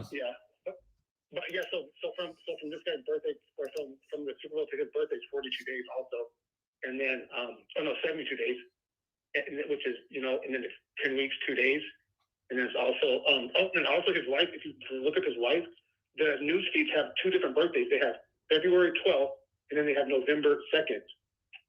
So they have two different birthdays for her, and her Gematria and the Gematria have some and then fullback too. If you do the Gematria and all them. Yeah, there's a lot of crazy stuff. But yeah, they have her. She's in the news right now with the NFL, and then they have two different birthdays for her. Okay. Kind of weird. Yeah, and then so that would be like 1/12, like on November 2nd, and then 2/12. And then he in 2011 and 2012 he won the Harvard something like All Ivy Award or something like that in 2011 and 2012. Which would be 2-1-1 and just the same exact days that they have her birthdays mixed up in. So there's just a lot of crazy stuff with him. And he went to Harvard too. Okay. Yeah, it's interesting. It's a thought. All right. Yeah, fair. Okay. Yeah, but what they do in the NFL is they make history repeat itself and pay tribute to the same types of things. And Rashee Rice is wearing number 4, and it's going to be Mahomes' 4th Super Bowl. So we'll see. By the way, the big headline tonight, more fear-mongering. FBI director issues dramatic public warning that China is going to hack the hell out of us. And, of course, it's the Jesuits and Klaus Schwab who've been simulating this great cyber attack to come. course, Obama just put out the movie about how the cyber attack's going to take down the grid. Janet Napolitano warned about it in 2013 as she stepped down from the Department of Homeland Security. And kind of reminds you of the Event 201 COVID simulation, how they only had 2 CDCs of the world participate, the Chinese CDC and the US CDC, go figure, where the first cases of COVID were in China, and then the US and Bill Gates' backyard. Mr. William Henry Gates, which also equals 201. Going with that caller saying that the new Microsoft place is right across from the address 201. Of course it is. I'll have to look into why they're doing this today. January 31st. Is cyber... Well, hold on. I can't think of something right away. I know blackout's 131 because they've been saying that the cyber attack could take down the grid. Today is 131, right? So blackout's 131. I got to think about this some more. 443? Hey, Zach, how you doing? Yeah, what's up? So from a money perspective, I mean, it's kind of a no-brainer if you to have San Francisco in the Super Bowl versus Detroit. This is the first Super Bowl ever in Vegas. Where is if you're the marketing director for the NFL? You know Detroit's been eliminated, right? Hold on. You know Detroit's been eliminated? Hold on. Detroit's been eliminated, right? No, I know. But in that game, it was easy to pick San Fran for me, just from the money part of it. I'm able to draw more fans coming into my city for the first Super Bowl ever from California than I'm ever going to get out of Detroit. For sure. And the whole thing with the Chiefs is a ritual. I actually wanted to tell you about something that I don't know if I told you this from this year, this Thanksgiving, the weekend of Thanksgiving, about a limo driver that I know that picked up Obama at Camp David, private limo. Okay. Not many people know that.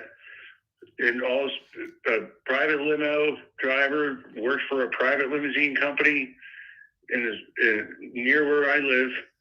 Got a phone call, and this guy's retired. He's 60-some years old. He's been in the limousine business all his life. He's from England.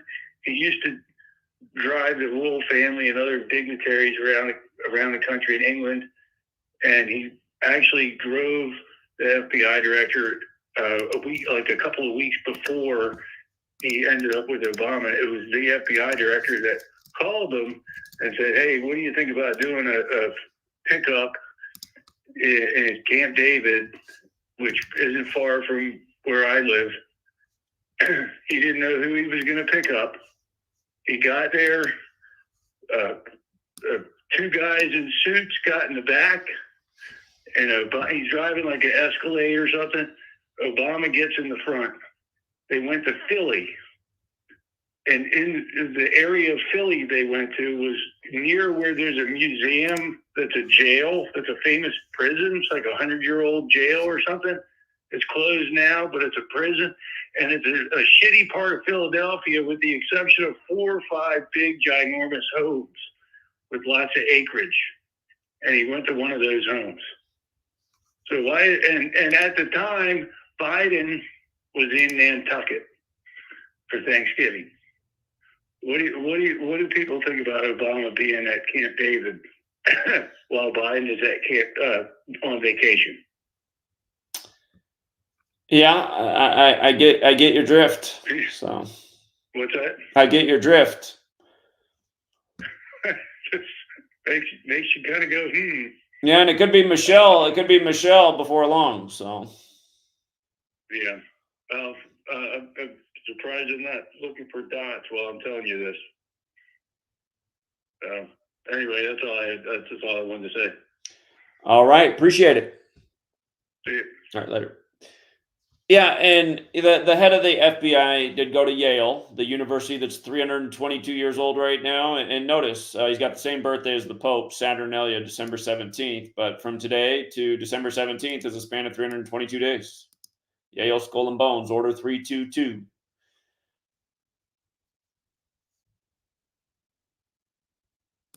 Skull and Bones, always creating stories, boogeyman enemies, blaming men on caves for towers coming down. It's just...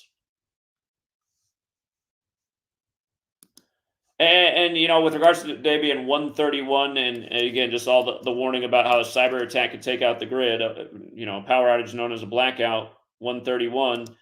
At the beginning of the month, Tucker Carlson on January 13th, another date can be written 13/1 like 131, did the video about how the grid is going to go down.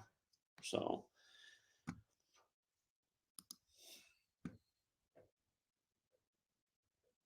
I really do just wish they'd get on with the show at this point. It's like, okay, you know, one day they're going to do it. Just get on with it. But they have to wait until everything's just right by the numbers. So.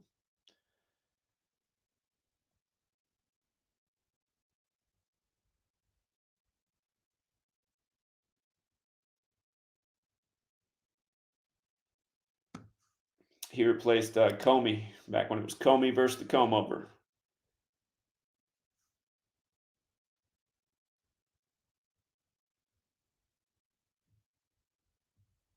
Why would a wait cyber attack coming from the solar eclipse? Are you saying like the solar eclipse could be the ritual, the black that when the sun's blacked out? Could be around that time. Again, that's on April 8th, 4/8. You just had that guy the other day. Hold on.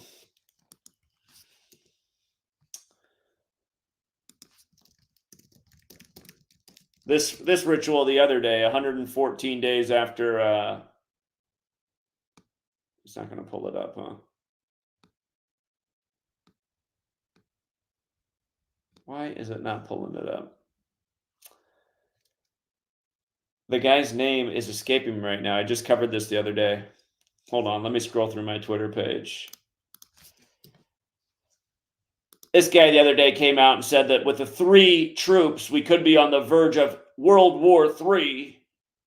And this guy, the guy's name's escaping me right now, but he's been in the media nonstop since 9/11. He's been like the nation's terrorism expert.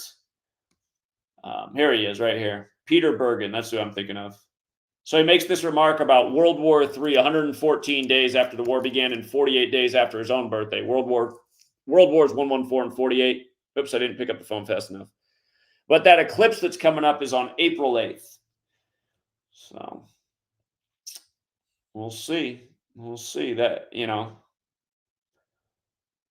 that what they did last time on the Great American Solar Eclipse in 2017, well, they took out Chris Cornell, who had Black Hole Sun, but then they did the first audit of Fort Knox in forever on the day of the eclipse, when in alchemy, the sun is gold, and the day you couldn't see the sun was the day they said the gold was all there. So it seemed like more mockery. And again, they had Steve Mnuchin do it, who's a member of Skull and Bones. What's up, 905? I'm Dr. Carolyn calling from Communist Canada. How are you? I'm doing well. How are you? I was wondering if you could do a decode on Justin Trudeau for us Canadians. Sure. You remember when you guys like stampeded the truckers? Yeah. Yeah, that was a big 56 ritual, 56 days from his birthday. We had it circled before it happened. And yeah, again, Trudeau's just another Jesuit. And of course, his father was once upon a time the prime minister up there. I can go back and look through older posts. They've done some rituals with Trudeau and Trump together, 2 Jesuits. So yeah, he's another puppet on the strings. Was there something specific you wanted me to look at with Trudeau? Yeah, just something more recent. Sure. Yeah, I honestly probably haven't even taken a look at him since the whole trucker thing, but I guess he just hasn't been making any headlines down here lately. I know all about the truckers. I'm a hardcore protester up here, but if anything comes to mind, I hope you don't mind just keeping an eye on it. It looks like it's still in the headlines. I searched Trudeau, and this is the headline that comes up. This is the latest headline that came up when I searched. Canada's elite colluded against the Freedom Convoy truckers, just as America's elite have colluded against us. So. Okay. But yeah, is there something that happened recently you want me to look into?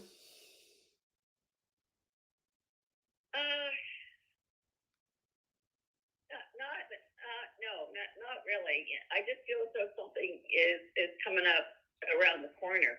So that's why I was just saying, if you can keep an eye on Canada, us Canadians up here, that would be great.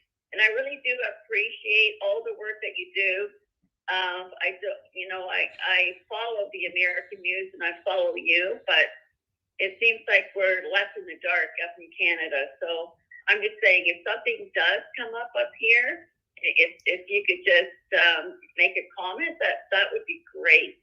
Sure. I mean, historically, if there's anything big in Canada that happens that makes our headlines, I do cover it. I remember one of the last big things that happened in Canada was April 19th, 2020, when you supposedly had the guy dressed up as the Mountie driving up and down Route 102 shooting people, and then that got gun rights taken away. And of course, that was on the anniversary of Ignatius Loyola becoming the first superior general of the Jesuits. So they do the same Jesuit rituals to take away your rights and liberties in your country as they do elsewhere in the world. But yeah, if you think about anything you want me to look at, just let me know. Okay.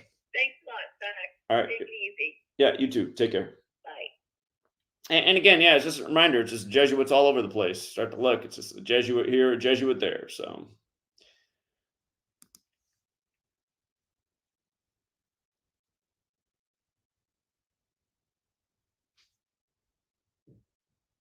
Three, two, one.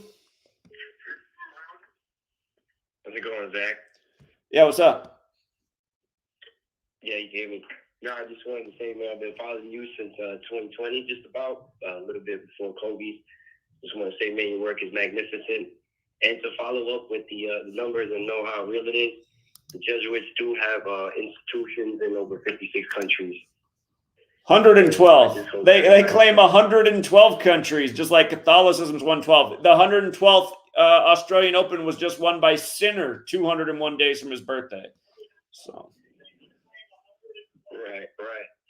You know, it's interesting to know that a lot of people are dumbed down right now with the ignorance going on in the world. But keep your work going, man. I'm following you religiously, man. And I don't really talk too much about it because not everybody wants to be enlightened by the work. But I just gotta say, man, you're awesome, dude, and you keep it up, man. Appreciate it. Thank you. No doubt, Zach. All right, take care, man. About the 56, though, I forgot the FBI does have 56 field offices, and today does have 56 date numerology. Go with the FBI head making his big, scary gloom and doom prediction today. 347. What's up, Zach? You can hear me? I can hear you. Okay, I'll make this quick. What's up with that Kansas City story with the 3 frozen Kansas City fans? You see that they still keeping that in the news. I guess still the Super Bowl. What happened to them? How many Super Bowls has Mahomes won? 2. He's about to go for 3. There you go. It's just so weird. This is a guy that the house say, well, he was an HIV scientist or something like that. That's what they said, right? Well, now they're coming out. A girlfriend of one of them said they were murdered, which sounds about right. Yeah. So what you think is the sick riddle in that? Just the home getting the third championship and 3 frozen dead on the back porch. Yeah, here, let me just out of curiosity, what's the Gematria frozen? Frozen 24. Missouri, the 24th state. The Chiefs going for the 24th playoff win. Mahomes going for his 89th win, the 24th prime. Montana went back-to-back in 89. In Super Bowl 24. What about the guy being an HIV scientist? What's that about? What's what about? The guy that the house that they found him at, the thing was an HIV scientist. And I just saw before I called you. I didn't know that. I didn't have that detail. HIV scientists, 3 frozen fans, Kansas City. I didn't know about the HIV part.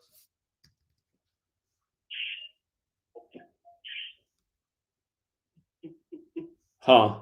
I'm sure there is something to that. I'm gonna have to think about that part. HIV's got the 42 connection, like the 42nd day of the year. It does have the 15 connection, like Mahomes wears 15 going for his 15th playoff win. So. It's just a crazy story, right? Yeah, I'll look more into it. I didn't realize the part about the HIV scientist. That's something. Okay. And one more thing, good call on Portland winning their game last night. And the Pacers. You mean the other day against the 76ers, sitting on 33 losses before? Yeah, that was a couple days ago. So I mean, Milwaukee probably just bust their ass tonight, right? Yeah. Yeah. All right, Jack. So I'll leave you. I just wanted to hit you with the Kansas City Poland fans to see what's up with that. Yeah, I'll look into it more. The HIV thing is interesting. So, all right, appreciate it. All right, Jack. All right, let him in. Okay.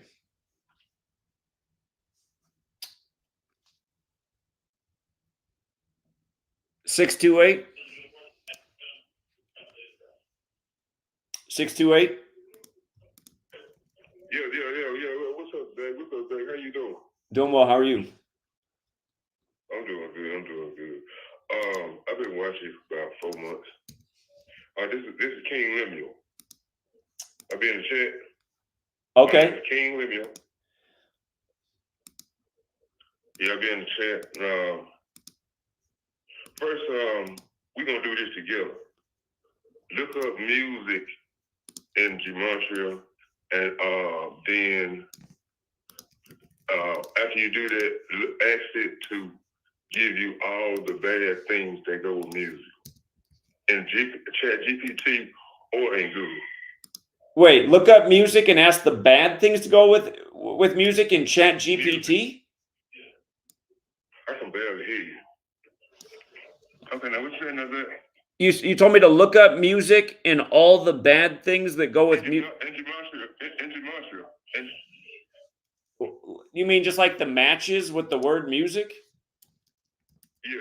You know, just put music in on the Gematria calculator. Uh-huh. Okay.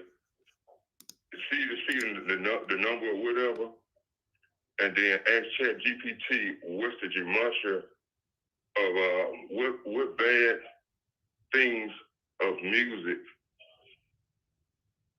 and Google or ChatGPT.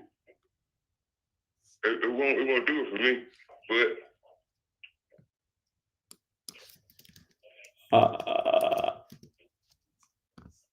you lagging like, ooh, you probably about 2. I don't even have a login for ChatGPT, so I'm not going to be able to do this right now. But if you just want to get to what you found, I'm listening. No, I ain't did it yet. This just came up while I'm just, been watching. This just came up through my mind be racing. Oh, I had about, I'm like, let's see. I'm gonna have to set up a profile. I don't have a profile for ChatGPT. Okay, that's all. You ain't gotta do ChatGPT. You can do Google. Okay, but I'm not following what I'm supposed to do. You asked me to match the gematria, and then Now put music and Gematria and see what number it is. See what it resonate with the number is. This and the calculator. I'll just tell you something that I've always noticed about the word music and the number 7 is just they have a lot of overlap, and of course there's like 7 true notes. So, I mean, so I gotta do some digging in it. Yeah. Okay, but yeah, man, you're doing a good job, man. This work here, man. I'm first of all, it's other people out here. We call them melanated people. I'm talking for the melanated people. You got to mute your video. I hear your video playing in the background, but because it's on delay. But okay, the point you're going to make is it's melanated people out here too. They don't identify with African American. They don't identify with black, but they call us black for what they see of us. And let's see the best thing. And we don't come like black people. We don't come like African Americans. And black is an adjective. It doesn't describe anything or anybody. Black do. Okay. And you're doing a good job, man. I just want to celebrate you for a minute. You've been fighting and fighting and fighting. I had your channel about 2 years, no, it was 2020. And then you just blanked out. I ain't see you no more. But some of the other things were coming too, though. You know, all the information coming out there in 2020. You hear me? Yeah, I do. Yeah, all the information coming out 2020. I never did realize that they knocked you off of YouTube. But I'm just finding you again about 5 months ago. Well, I'm glad you refound us. Man, the revelations have been astonishing. Astonishing. All playing. It's crazy, man. It's crazy. And the numbers, the words that we be using, be cursing ourselves. Mm-hmm. I'm finding that out. You know, it's the best time of my life, though. I ain't gonna lie to you. I don't have no friends. I cut everybody off. I'm in my own apartment. Super clean. The only thing I do is walk around and pick up in off the club. You know, and you doing a good job, man. You know, I like how you do both sides, balance it out. And, you know, we have more stupid and ignorant people in this world than us. That's for sure. I'm the 3%. I'm the 3%. Yeah. We shine so bright. We ain't gotta say nothing. We walk in the room and all eyes on us. I'm an empath too. You know. Sure. Now, a person cannot just walk up on me and say nothing to me, because they like, when they see me, I'm like a deer in the headlight. How I'm supposed to get a deer in the headlight look. You know, like a deer in the headlight. Right. I get that all the time. Sure. Yeah, I'm like that all the time. But see, what I'm saying is, though, represent me, man. I'm melanated. Represent me. I got love for you, bro. Well, how do you mean that? How do you want me to represent you? How do you mean that, though? How am I supposed to represent you? When you said black, white, whatever it is, I'm in there too. My name is melanated. Well, okay, I hear that, because nobody's truly white, nobody's truly black, and I do speak on that. People don't like to be called African American. They don't like to be called white. They don't like to be called black. But that's why I often say darker complected, because the truth is everybody's melanated, right? Everybody's melanated. It's just some people are a lot more melanated than others. Well, I'm the one a lot more than others. Right. I just want to be represented when you use those terms and things like that. I ain't even in the group, man. Sure. I ain't even counting. But the point also that I make, though, about the terminology of black is they use the terminology of black, and they do use the number sequence behind black for their rituals.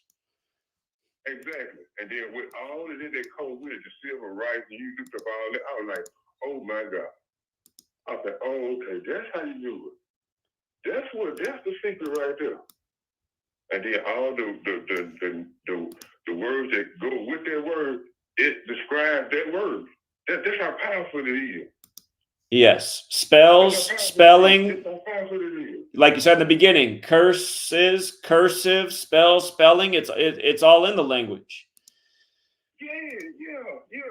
And it's just mind blowing, man. I catch all of your videos. You know, I'm just in there, and I got all of your channels. I believe you got 3 channels. I was looking at that. I said, damn, 3. but you got all of them playing in one, right?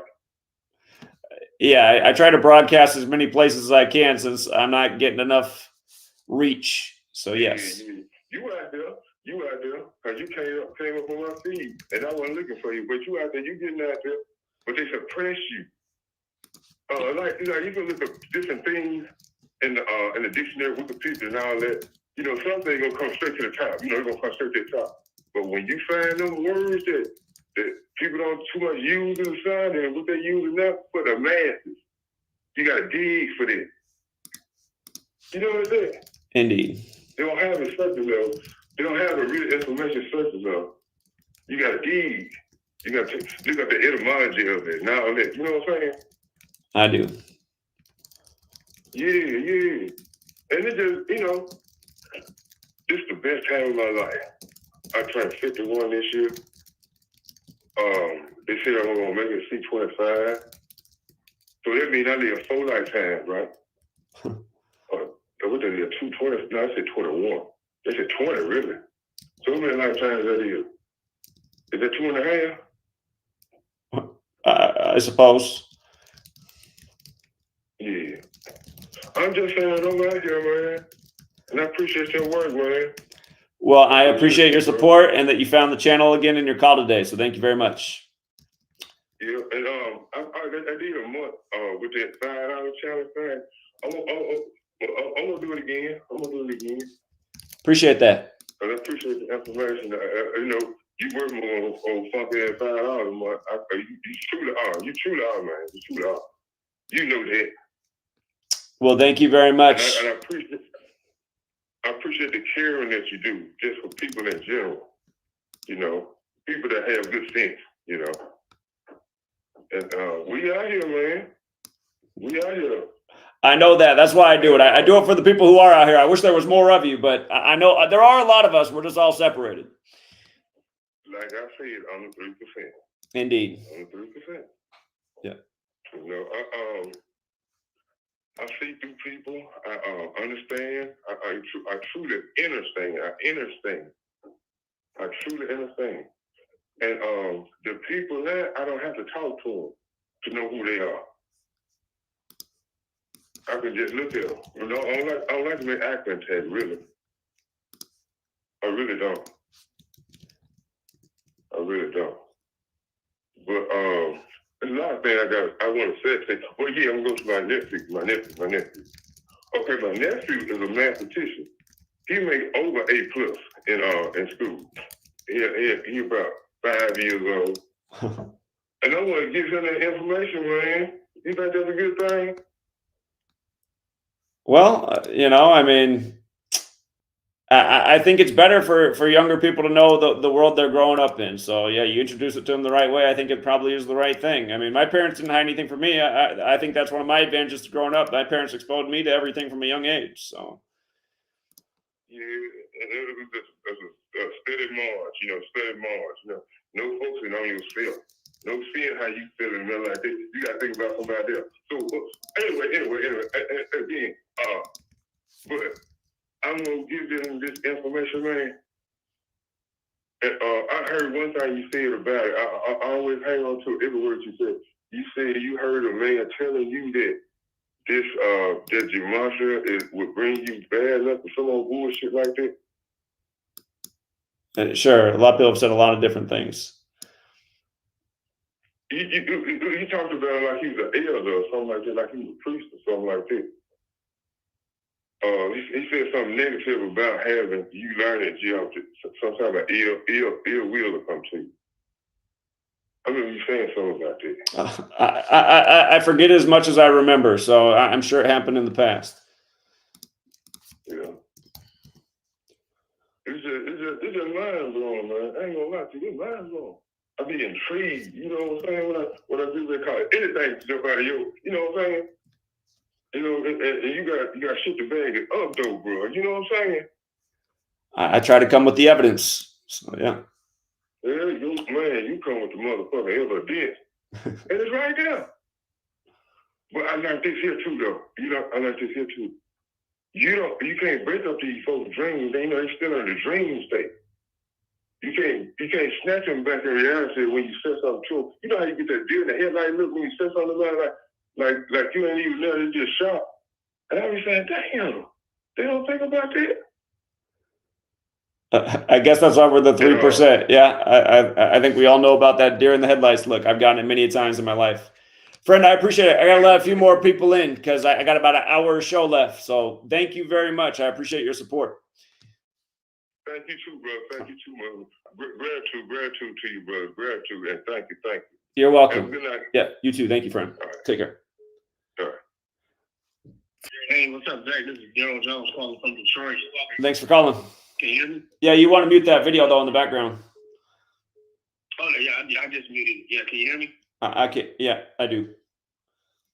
First of all, Zach, I won't be long. I didn't get a chance to meet you when you came down here to Detroit. That time it was last summer. But all I want to say is you are the one that started this about exposing sports. And I remember I was telling my friends about back then when I was younger, saying wrestling was scripted. It's all a script. They didn't believe me. So I said, well, okay, fine. But I was telling people, I've been doing this on guys on Facebook for years. I said, they removed this guy, like thousands of this man's videos, because he was predicting the outcome of games and series before anybody knew. One point was when you said, when North Carolina went against Oregon, I watched that game against Michigan, and you showed a video, and you said, yeah, you see right there, you see Roy Williams walking with the Ducks. And I'll never forget it. That's been a long time ago, too. So that's how much I've been following you. Yeah. Lots of good memories. And that's why I get mad sometimes I delete this stuff, because I'd like to go back and look at it. I mean, I've forgotten a lot of things, but. Oh man, you have exposed. Now all I keep hearing people say, "Oh, it's rigged. Oh, it's a script," and I'll be laughing like, y'all be giving all this credit to other people. Y'all need to be going to give credit to Zachary K. Hubbard. He exposed it before anybody else was doing it. So that's all I called to say, man. I appreciate it. I saw the scripted games this past Sunday, and everybody's just talking about how much of a script it is and everything. So you deserve all the credit, man, because you're the one who brought this stuff out years ago. Well, I appreciate that. Thank you. And hopefully you come back to Detroit, I can see you, man. If you ever come back here. There'll be a time where I get back on the road. I just got to win Sweet Lady over. So. Okay. Thanks a lot, man. Appreciate it. All right. Thank you. Thank you. All right. Have a good one. Mm-hmm. Yeah, I think that's what really happened to the financial support. I don't think it's that people dropped off. I think it's just like a bunch of people have been telling me for the last 2 years. It's just that they got kicked off, and plenty of people told me it doesn't let them sign back up anymore. But one way or another, we'll get it back on track. What's up, 505? Hey, Jack. I got an observation with the HIV story with the Chiefs. Okay. So I've been telling everybody the whole year last year that HIV would be on the rise this coming year because Luke Monte something, one of the co-founders of HIV, he died at 89 years old. So I was thinking, year 24, HIV on the rise. We've had stories about them spraying HIV in the chemtrails. So, Mahomes with the 89, the HIV guy at the 89. So just to piggyback off the HIV story. Okay, the death of the 89-year-old wasn't too far in the past, was it? No, I think he died. I'm driving. So It was February 10th, 2022. That's why there was something. I was like, what was it recently about HIV in 89? You're right. The man, the co-discoverer of HIV, died recently at 89. Yeah, and Mahomes is going for his 89th win. And then the story about those 3 guys dying in HIV. I didn't know about that story either. That's pretty good. Yeah, I'll look more into this. They're definitely doing something. And again, just HIV, they're saying how it's predominantly impacted, people who are darker complected, and it's got the 42 connection. And so. This is just like Woodstock, free love. Everybody's banging everybody else, Sure. The transgender movement, all that stuff. Yeah, I'm with you on that. Yeah, Tachi in the chat points out that virus equals 89, which is true. And when the Chiefs and Niners were first in the Super Bowl, it was at the time COVID was just starting. So, and yeah, a lot of parallels with the story. Yeah, we'll look into it more. There's something going on here for sure. So, appreciate it. Hey, no problem, Jack. All right, take care. Yeah, thanks. By the way, the person out there who kept getting in the back room under, I think your name was Car. I was just about to go to you if you want to come back in. So Car, if you're out there, you want to jump back in, feel free to. And didn't mean to keep you waiting, but the one caller was pretty long-winded and Probably should have went to you before the last call, but you're welcome to come back. I wasn't ignoring you.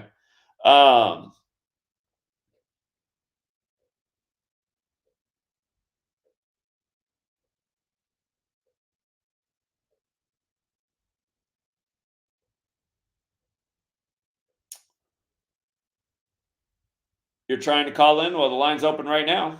Should be able to get through right now. Nobody's calling. Oh, you're gonna expose my picks? Okay. That's why you're trolling too, huh? Because you're not really trying to call in, because you're not really gonna expose anything. 720? Hey, Zach, what's going on? Yeah, what's up? Seems like you started earlier today, brother. I just caught you right now, so I have no idea what your subject or what you're talking about, but yeah, I talked to you in a while. I want to see how you're doing and your family, and in a nutshell, how's everything been going? Everything's just about the same over here, so. All right. Well, here in Colorado, I mean, man, we have all the illegals up in hotels. They're coming up and down the streets. And it's definitely manifesting right before our eyes. So, yeah, the floodgates are open from Texas up here. And, yeah, it's definitely the real deal. Okay. And it's funny, if you look at, we had an eclipse, I think it was in October, and it went over Texas and made an X. And also the other eclipse coming on the 8th, which is going over Eagle Pass. They just seem they're talking about this X, so Twitter to X and all this X stuff going on. So they're definitely opening these dark portals coming from above below. And like I said, these subplot people, that's exactly what they work. They work, you call it an organic side, but it's really a Hasatan, dark side. But yeah, it's definitely manifest. And I know you're doing great work, Zach, but it definitely seems like this empire, I mean, the ship is going down, brother. Like everything you're exposing is great, but there's no physical retaliation, which is $1 million question. Who's going to do that? And like I said, you're exposing all this stuff, but it's just so in our face. So okay, what are you going to do about it? No kickback. Okay, we're going to do the next thing. Okay, no kickback. Okay, we're going to do the next thing. And the reality is that people are so caught up in this matrix or fantasy land or subplot deception. It's like, brother, they don't even know what's real or what's in front of them anymore. It's really sad. Yeah, I hear it. And, that's why we're walking the Torah, action on every principle, breaks heaven on earth and blessing. But I got to give it to the subplot. They do the same thing when they take action on dark portals and, and all the monstrous part of it. It brings manifestation. But it's for darkness, for evil, and it's just sad. And I don't know, it's going to be very interesting, like with this next season we're going into, and of course April. But it's funny when they see it right in your own backyard, when manifestation, all these illegals are coming, and the floodgates are really open. It's just like, man, your territory, and one of the Torahs don't bring borders and boundaries. And that was the next curse that came on the U.S. And brother, it's just coming in like a floodgate. And I think I told you many times, the only thing that keeps happening is more migration ships all over this earth. So when three major wars are breaking out in the Middle East, I guess for this empire is going down, everyone's trying to come into it. At a certain point in a certain season, it's called the Aliyah, I will go back over to the Middle East where a new kingdom, a new power is going to transfer. And it's going to go season by season, of course. No one knows exactly how it plays out. But I mean, that's kind of the end game. What part of Earth do you want to be on? And Zach, I would say I would not plant your flag, here in the U.S. at a certain point, because you're exposing many things. But when the spirit of hunts coming, it is the book of Jeremiah. You don't want to be caught, weaving Matthew's even out of darkness. So yeah, they call it a getaway plan, and Hebrews call it an exile plan. So. Yeah. But yeah, that's all I have to say, brother. But it's good to see you. Keep doing what you do. But I just keep in mind, most people know I have an exit strategy or an exile. What nation you really want to go to? And I think you're doing great. Maybe it's when it's time to wrap up shop. What you're doing, maybe consider where you want to go next, or do you want to go down in this ship? And it's going down hard. Yeah, I hear it. All right, friend. Well, I appreciate the call. Thank you. All right, take it easy. All right, take care. All right. He always starts the same way. He's like, I don't know what we're talking about tonight, but I'm going to go back into the same things I always say. Let's go out to Evan. What's up, Evan? Hey, man, that Panamanian soccer player that... Evan. What? Am I on? Can you hear me? Evan. Wait, Evan, is your mic on?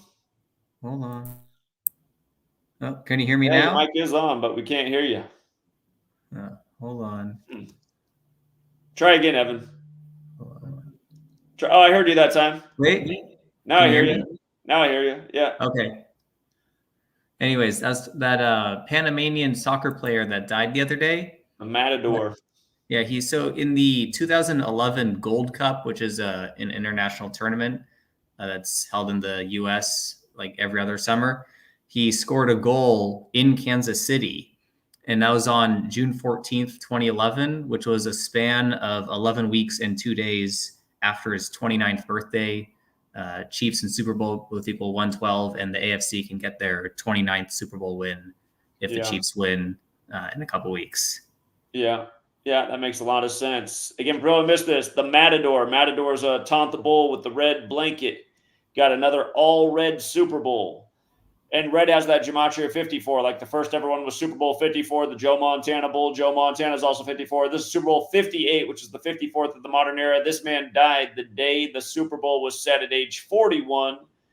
And, of course, Super Bowl equals 41. And he died the day that Mahomes picked up his 41st road win to advance to the Super Bowl. And now you've picked up on where it fits in with Kansas City as well. So go figure. Right, and that speaking of 41, that the date that he scored that goal was also 41 days before, or sorry, not 41 days, 41 weeks before his next birthday. Yeah, it's sad. Same stuff year after year. And then also we have I guess you'd call, I don't know if you'd call it predictive programming or whatever. There's a thing called Preparing for Disease X that came out a couple weeks ago. Yeah. And I remember you said something about like there was something passed on June 13th of last year in relation to Disease X, which is the day leaving 201 days left in the year. Yeah, the Congress had some little conference about Disease X on, exactly, in a 201 ritual. Right. I noticed that the top prospect who's likely to be drafted number 1 in the NHL in this upcoming draft was born on June 13th. So I'm sure there's something with him and with the last, also because we have the last time we had this matchup in the Super Bowl, we had COVID, and I don't know, it seems like there maybe won't be COVID, but it seems like there's going to be another pandemic within the next, I'd say definitely within the next year, maybe not immediately following the Super Bowl, but I'd say within 12 months of the Super Bowl. Yeah. It's, I mean, I hope we don't, but it just seems like they've put a lot out there. The same again, kind they of got stuff the they put out last. SPARS 2025 simulation, so we'll see. And also, last thing in regards to the title of the live stream, I did notice back when Lillard played his first game with the Bucks, he scored 37 points. Of course he did. All right, that's all I got. Thanks, Zach. All right, Evan, appreciate it. All right, Car got back in the room. All right, that's all I got. Thanks, Zach. Car, appreciate it. All right, Car got back in the room. All right, that's all I got. Thanks, Zach. Car. Hey, Zach. How you doing? You're gonna want to mute the video in the background. Yeah, well, well, I'm doing okay so far. Keep the video okay. There we go. Keep the video. How you doing? Keep the video. Move from stage and stop. Is that okay? Hey. Right, just a quick one, Zach. Out to Tommy Saldonia, stuff to make. Right. How do I get Derek's calculator on the app? Because I've got the basic one only. So. It's hard to make out, friend, because the video's playing in the background. So the sound's overlapping. Video, not the cam open, yeah? It's hard to make out because the video you got the YouTube video and I can tell that you got the YouTube video playing somewhere and you're in the room, so we got both going. You can close the YouTube video because you'll hear everything just being in here. He muted his mic. That's better, huh? Yeah, there we go. Now you're good. All right. Hey, I just Perfect. have to switch the volume off the screen on the wall. So. Okay, the Gematria calculator, Derek's. How do I receive that app on my devices? It's for smartphones. So if you got an Android phone or an iPhone, you can just download it from the app place. It's free to download. On the app. Here, easy way to do it. Just go to my website, GematriaEffectNews, and then go to the calculator tab, and then just scroll down, and then you can just download. If you just click on that, it'll take you right where you need to be on your phone. So. Yeah. Okay. Right. Have you heard anything about the European Championships this season with Germany? I started to look at it a little bit. Let me look again. There was something that jumped out because you had the recent death of that German great, and it's in Germany. Let's see. Franz Beckenbauer. Yes. 66. Yes, it's called Strina with an N, not a T. I get kind of. Oh, I know what stood out to me about it when I looked at it. It ends on Bastille Day, the special day for France. So I was just thinking, well, they've done a lot of stuff with France in the time of Pope Francis, and now we got this thing ending on Bastille Day. So I got to do more research on it, but that's definitely jumping out to me. Well, I've looked on my name about my calculator numbers, and it's 104 and 41 in reverse, or other way around, I think. Yes, 3 numbers and 2 numbers, 41 and 104. What do you think of those 2 numbers? Yeah, they very well could be relevant, especially with what's going on over here with the Super Bowl. Bastille Day falls on the Pope's 211th day of his age, which of course is the 47th prime in France, does equal 47. So that's to me, that's the early clue. Bastille Day conclusion. The final, yeah. Mm-hmm. Well, I've got a good tip for you because it happened in Sweden, Gothenburg, the final 1992. The 2 teams played each other, and one of them was Germany, and they lost to Denmark 1-0. Jesper Poulsen scored the winning goal, and I'm backing Denmark at 20-1 each way, first 2 to reach the final anyway. So Very good. That's a tip for me. I'm not doing so bad with the horses, but I completely. The Super Bowl, I did have the Chiefs and the Lions. But I didn't. I just had the one gamble, but I kind of think with the 2 teams now, I think the 49ers might play in white. Yeah, that's the announcement that they're playing in white. And somebody pointed out today that it's National White T-shirt Day, which is interesting. Oh, right. Yeah, well, yeah, with a thing with me, being like that, you know, that's where the living room is at. Sure. So that's the map of the world in the middle.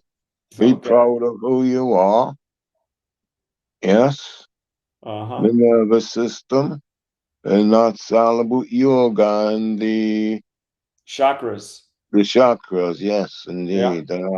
All different colors, from the crown to the base, the root chakra, which is the red color.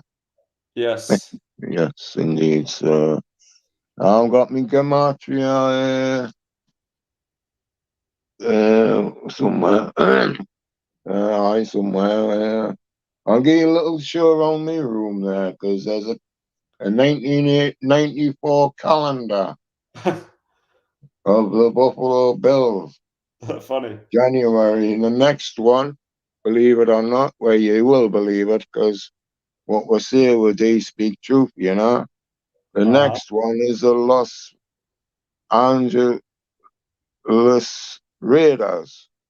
The Raiders, okay. February. And guess, next month is obviously Las Vegas Raiders ground. Right. For people who were paying attention this week with the NFL games, Patrick Mahomes started the game 11 for 11, and they put up on the screen, it's the first time anybody's done that since Rich Gannon of the Raiders in 2002. And I was just like, come on. I mean, they're telling you where he's going. So, anyway. Well, I have got a few, a few items of Gematria. I give them away, your mugs and T-shirts and hats. And, I bought 19 items of 1 week, one time, and I kept a few coffee mugs for myself of different types and sizes, So, well, just basically, it was just about I wasn't sure whether I tried his YouTube channel, Derek's YouTube channel, to get the calculator there. But since you've mentioned how I could get the calculator, is great. I'll get that done now after I've finished this stream. So I'll say good night and have a great stream. I appreciate it, Carl. Thank you very much. Yes, All right, you take care. Bye. All right. Let's go out to open up. How you doing, man? Hey, how you doing? Can you hear me? I can. Yeah. So on the topic of gematria and explaining it, I just wanted to come in and kind of share how I found the knowledge. I don't remember when it was, but it was through Spiritual Soul when he said, "Oh, you people need to look into gematria," and that's when I found your stuff. But before that, I was always into conspiracies and thinking things couldn't just be happening just because. So I probably started looking into it when I was in, I would say, like 6th grade. And I was raised Lutheran as well, a Christian. And I always went to church, and I always knew that there was like a satanic or demonic side to things in this world. So I would always I was big into rap music and music videos back in the early 2000s. So I would watch music videos, and they would always have like subliminal messages and subliminal images. So I started going into YouTube, and one of the first channels I found, his name was the Forerunner 77 or something like that. And he would just go over like rap music videos, and he would like decode them and show like the images that they put in and the things that they said. And that always interested me because he'd always show like, a lot of times in music videos, they flash images really quickly and they go through things. And like, if you're just watching it, you don't pick it up, but the subliminal mind does pick it up. So it gets kind of stored in the back of your mind. But what he would do, he would like pause it, he would like decode and things like that. So that's what got me started into conspiracy. But I've been deep into it since I was probably like age 12 or 13. And after a while, things got kind of like repetitive because, they don't really go into anything else. They just say, oh, Illuminati, oh, Freemasons. So it was interesting at first, but after a while, I just stopped looking into it because it was the same stuff. But how I've been watching Spiritual Soul was like I used to watch him like doing like 2K videos, video game stuff, and then he had this other spiritual channel that would go over like kind of more spiritual things. And then it was the Kevin Samuels death where he explained about gematria, and I was like, wow, what is gematria? And I just typed it in like Google. I mean, I typed it into YouTube, and I think your video, I don't remember which one it was, but one of your videos came up, and I started watching it, and I was like, it didn't even take me like 5 minutes into the video. I was like, wow, everything that I've been like, thinking about in my mind, this just confirms everything even more. So for me, it was like flip of a switch. Like this is what's like the missing piece of what is going on in our world. So whenever like I look at this stuff and I show it to people, I'm like, bro, how can you not believe this? Like even my friend group, I think over the weekend while we were watching the games, we have like a group chat where we know how guys are. We like talk shit to each other, we make fun of each other, and like everyone has their team or whatever. So I always put in there like when things happen during the game, I put it in like, oh, this happened. You guys need to wake the fuck up. And like they're just like, oh, shut up, bro. It's not fake. It's not rigged. And then like when things don't come through, he's like they kind of like poke fun at me. They're like, oh, what happened here? Like, why did this go through? And I tell them like, okay, this stuff is undeniable. Like predicting games is not like 100% fact that we could predict each game, but like when things line up, you can't deny that this is happening. But it's just I don't know. It's some people who like they don't want to let go, and to me, there's a lot of people who like they believe it, like they know it's true, but they don't want to let go of their ego. They don't want to give in.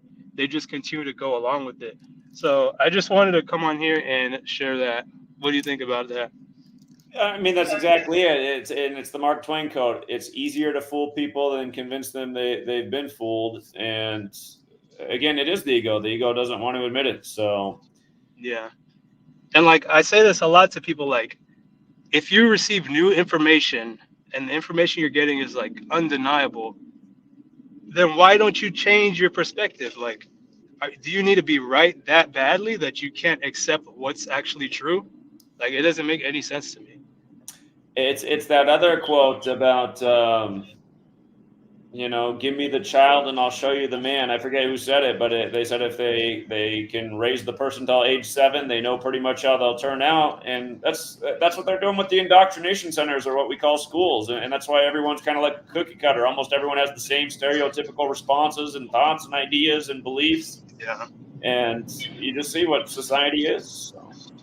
Yeah, and then like it kind of makes sense to me, like why some people can't get out of that mindset, but it also doesn't make sense because looking at myself, like I'm a pretty smart guy. Like I went to college, I got a degree, I'm getting another degree, but like this stuff is like you always say, it's elementary math, like 1 + 1.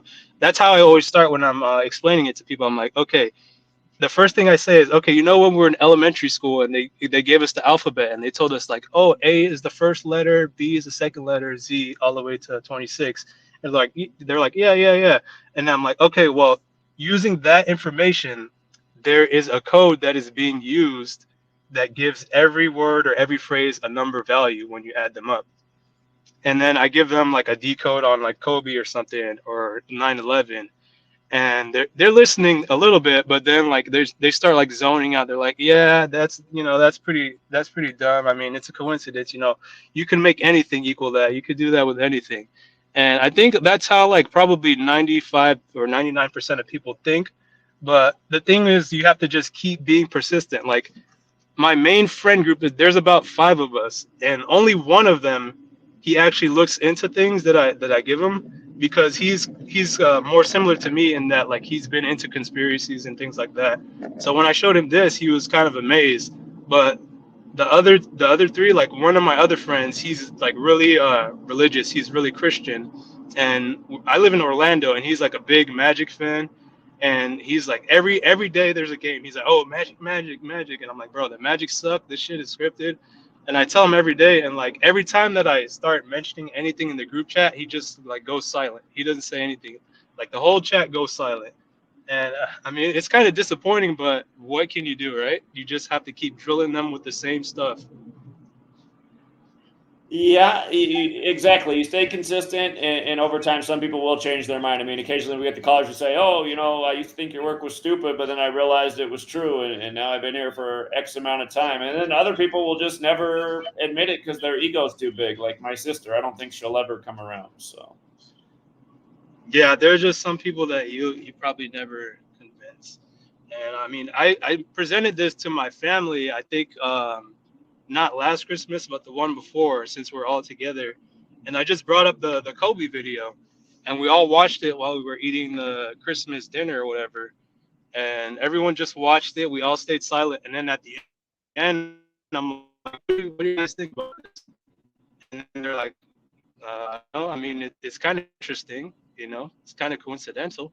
And that's pretty much all they said. And I'm just like, what would you think if I told you like everything you see in the news, it's by the same kind of numbers?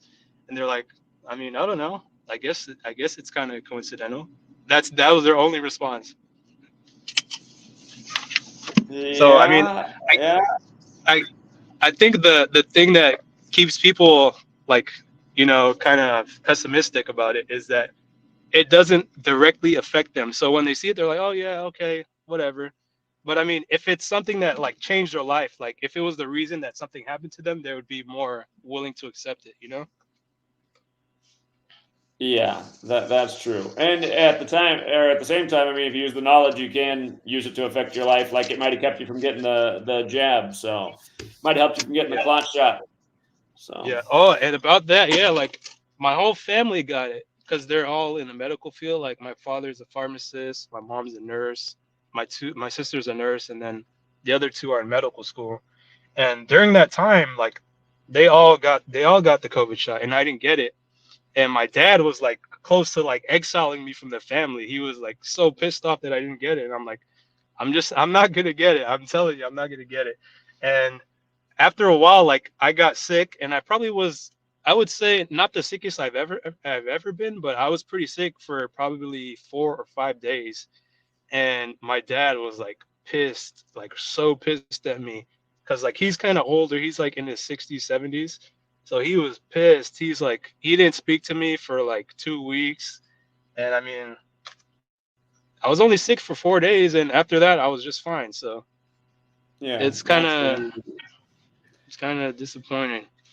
But yeah, I just left the gym and I just got home now, so I just wanted to call in real quick and just contribute to the show today. All right, appreciate it as always. Thanks to open up. Yeah, take care. All right, yeah, you too. Bye. Yeah. By the way, if you didn't get the clot shot, you could still have consequences from the virus. Um, and again, I totally disagree with all the people that saying there's no such thing as viruses. To me, that's just BS. And I just think that from just living and having experience, like the no such thing as virus is right up there with the flat Earth to me. Because again, pretty much the only time I ever get sick is when Sweet Lady gets sick these days. And back in the day when I used to get sick, it'd be when all my friends and family were sick around me, and I'd always be the last to catch it, but then I would catch it. And again, before COVID was even in the news, we're up here in Washington State. Before COVID was even a thing in the news, well, they're calling it coronavirus. So before coronavirus in the news, and months later they're calling it COVID. But people were getting super sick up here in Washington, like sicker than they'd ever been in their life. And sure enough, Sweet Lady ended up catching it. And then after like 5 days of taking care of her, I ended up catching it, and we were both the sickest we'd ever been. And yeah, the weird thing that happened for me is, so that was back at the end of 2019, 2020. And think about it, we're up here, we're supposedly the first case ended up getting confirmed in Bill Gates's backyard. But so anyway, last year, fast forward to last winter, about a year ago now, I'm outside shoveling snow in tennis shoes, and it was a ton of snow. And I don't have like a good pair of like winter boots. But anyway, I've never had a lot of shoes. I mostly always wear the same shoes all the time. But anyhow, I was shoveling snow for a long time, and then when I came in, my feet they were feeling pretty cold, and I was like, I probably should have better shoes for out here for as long as I was shoveling snow. And then something happened in my right foot. It got like this like red blistery thing on certain toes, And I was like, that's weird. And then sweet lady looked at it. She's like, I think it's athlete's foot. And I was like, I don't know. I never had athlete's foot before. And I don't think I'd get that from freezing toes, like sweaty, nasty socks. So I was trying all these different foot ailments to figure out what was going on with my feet. And it wasn't responding to anything. And I was trying to treat it for weeks. And it was just weird because it wasn't responding to anything. And I've never really had a foot problem before. So sweet lady took a picture and took it to the clinic where she works and showed it to the doctor. And the doctor said, we're starting to get a lot of these recently. And I'd never seen it before. And they're calling it COVID toes. And when I looked online, the ailments for COVID toes described exactly what I had going on. And it says it's triggered from people who've had the COVID virus and their feet are exposed to the cold. So I thought, well, that's like exactly what happened. And once the winter went away last year and it became spring and warmed up, the foot problem went away. I didn't have it anymore. But now that the winter's back this year, I got the same thing going on. And it's not in my left foot. It's only in my right foot. But it makes me, like, at first when I heard this, I thought it was so dumb. I was like, COVID toes? I think I mentioned it a year ago. I was like, COVID toes? But yeah, it seems like it's a real thing. And then it pisses me off because it makes me wonder, like, what else could be dormant in our bodies if we caught this? And, like, what other things it could be doing? And while the COVID toes is totally manageable, I mean, it's ugly to look at, but you can hide it with socks and shoes. And it does have like a burning sensation, but it's not the end of the world. It's like, it's very bearable, but it just bothers me because it's like, I know these people are fucking with us and what they put out in the world. And, you know, I was talking to Big Al about it. He's like, man, who knows? It could have sterilized you. I was like, yeah, you never know, man. I mean, who knows what it did? So, but yeah, again, just because you didn't get the clot shot doesn't mean that, like, and that's why I always say you got to eat as healthy as you possibly can at this time. You got to take care of yourself. You got to get enough sleep. Diet, exercise, sleep, so important. And again, we're living in a world where psychopaths rule over it. Just all the unnecessary toxins they put in the world, and just even things like this. So anyway, we had this gentleman come back. Maybe he wanted to jump back on the show. Did you want to say something else tonight? You talking to me? Yeah, you came back in. Yeah. I actually wanted to talk about a few things. First was the brother Ishmael earlier. I got love for him, and I don't even know him because I grew up not judging someone by the color of their skin, but the contents of their character. And are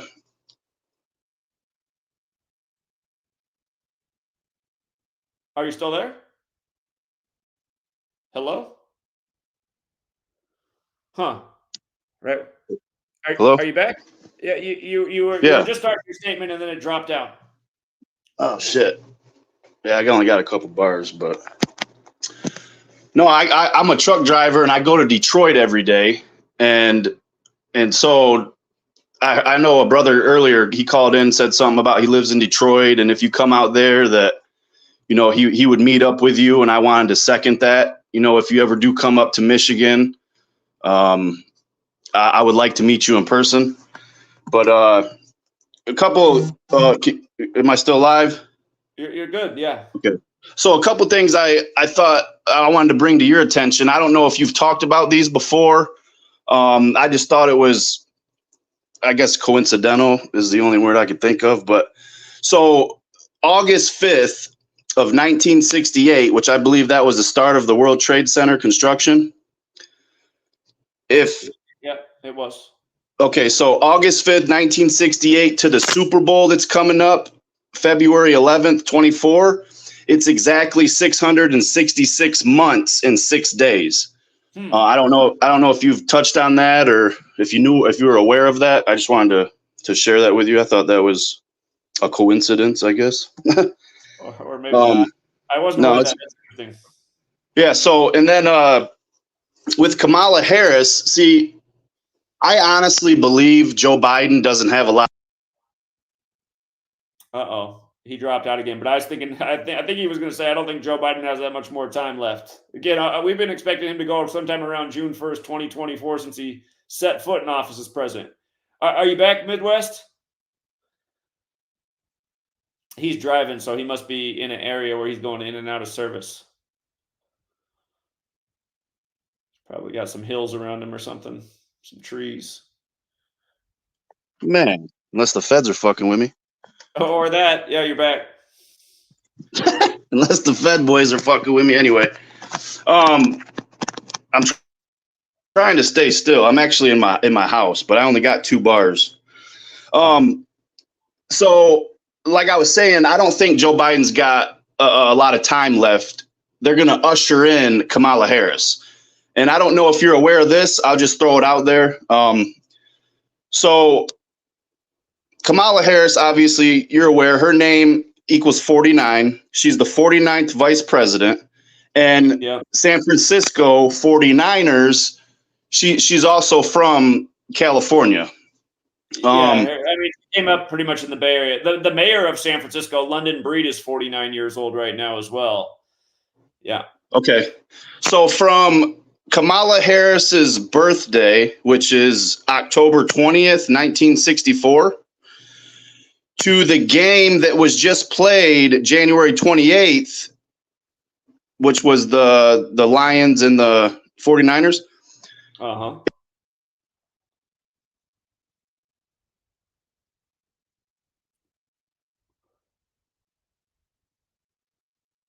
His signal's having some trouble right now.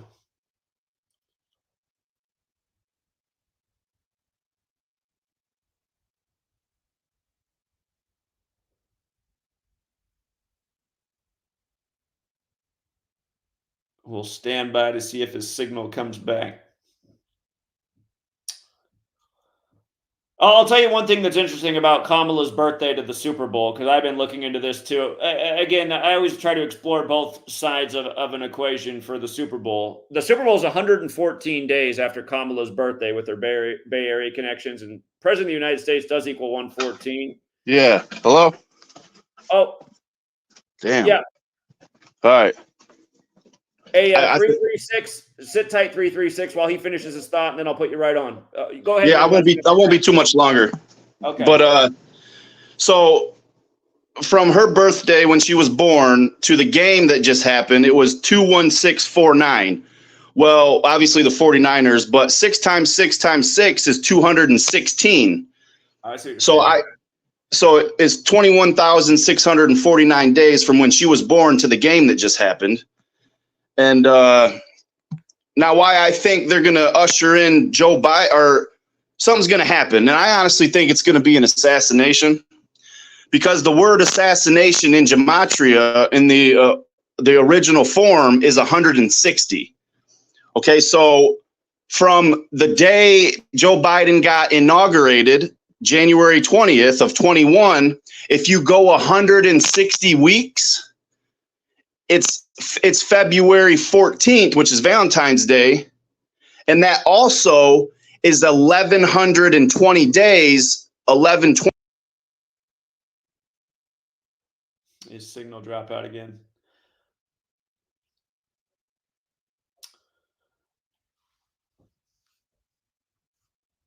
All right, I'm going to bring 336 on while his signal's dropped out. 336, thanks for your patience.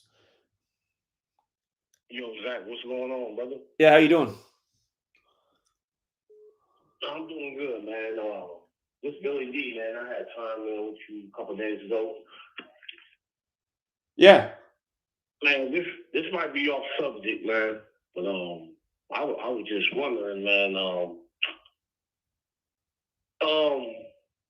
I was seeing if you could pull up the Gematria calculator. I just wanted to see if my dad was like a Freemason or whatever. My dad was a Tuskegee Airman. He was a World War II veteran. And, my dad died before I was born, so I didn't really know too much about him. But he got a lot of history out here on this earth. So I don't know. I'm just trying to understand the language that you're teaching. Sure. I don't know if Gematria can reveal what you're trying to find out about your father, but what did you want me to do? I was just wondering, like, if you could just like put his name in the Gematria calculator and see if it equals up to something, or. Well, the only way that would really have any meaning is if he was purposefully named something intentionally for a purposeful numerical value, which people do. But if you want me to type in your father's name, I can. Yeah, that's cool, man. I just want a little knowledge, man. Sure. How do I spell his name? My dad's name was Harry Owen Wade. Harry?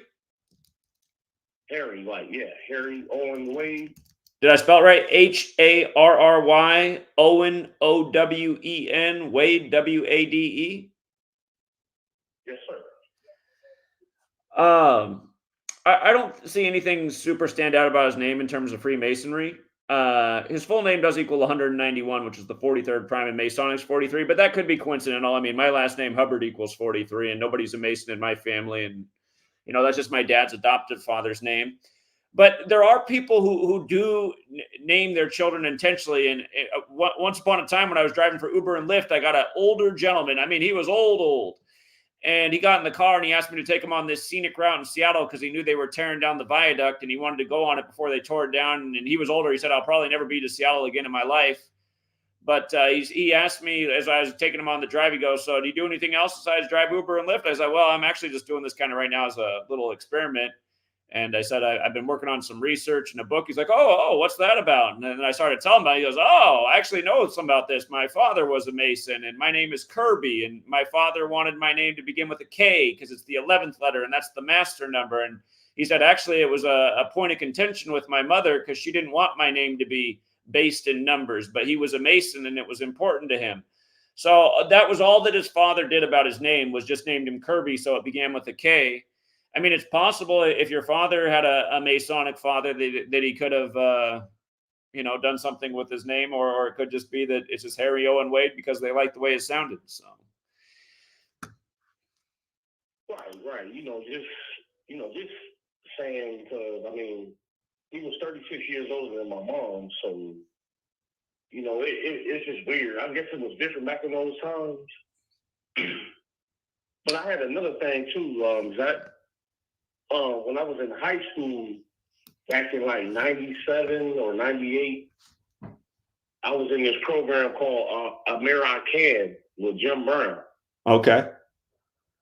And when I graduated, Jim Brown came to the graduation. I shook his hand. I still got his autograph to this day. So I don't know if you're familiar with the American program. I think I've heard of it. I don't know a lot about it.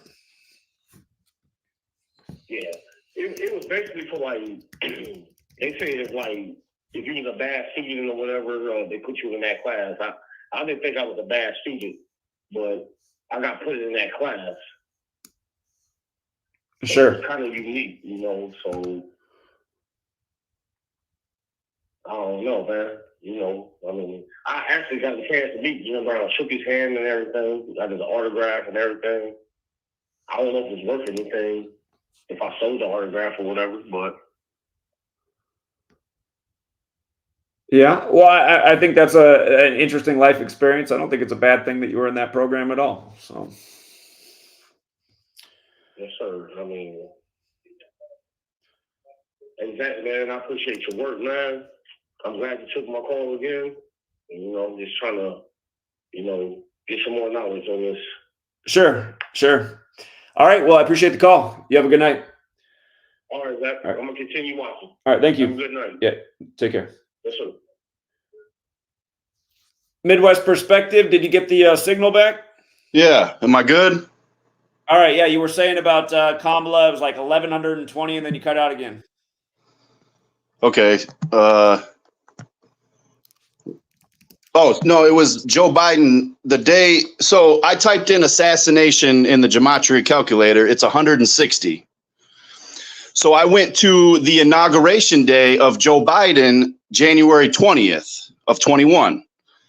160 weeks is February 14th of 24.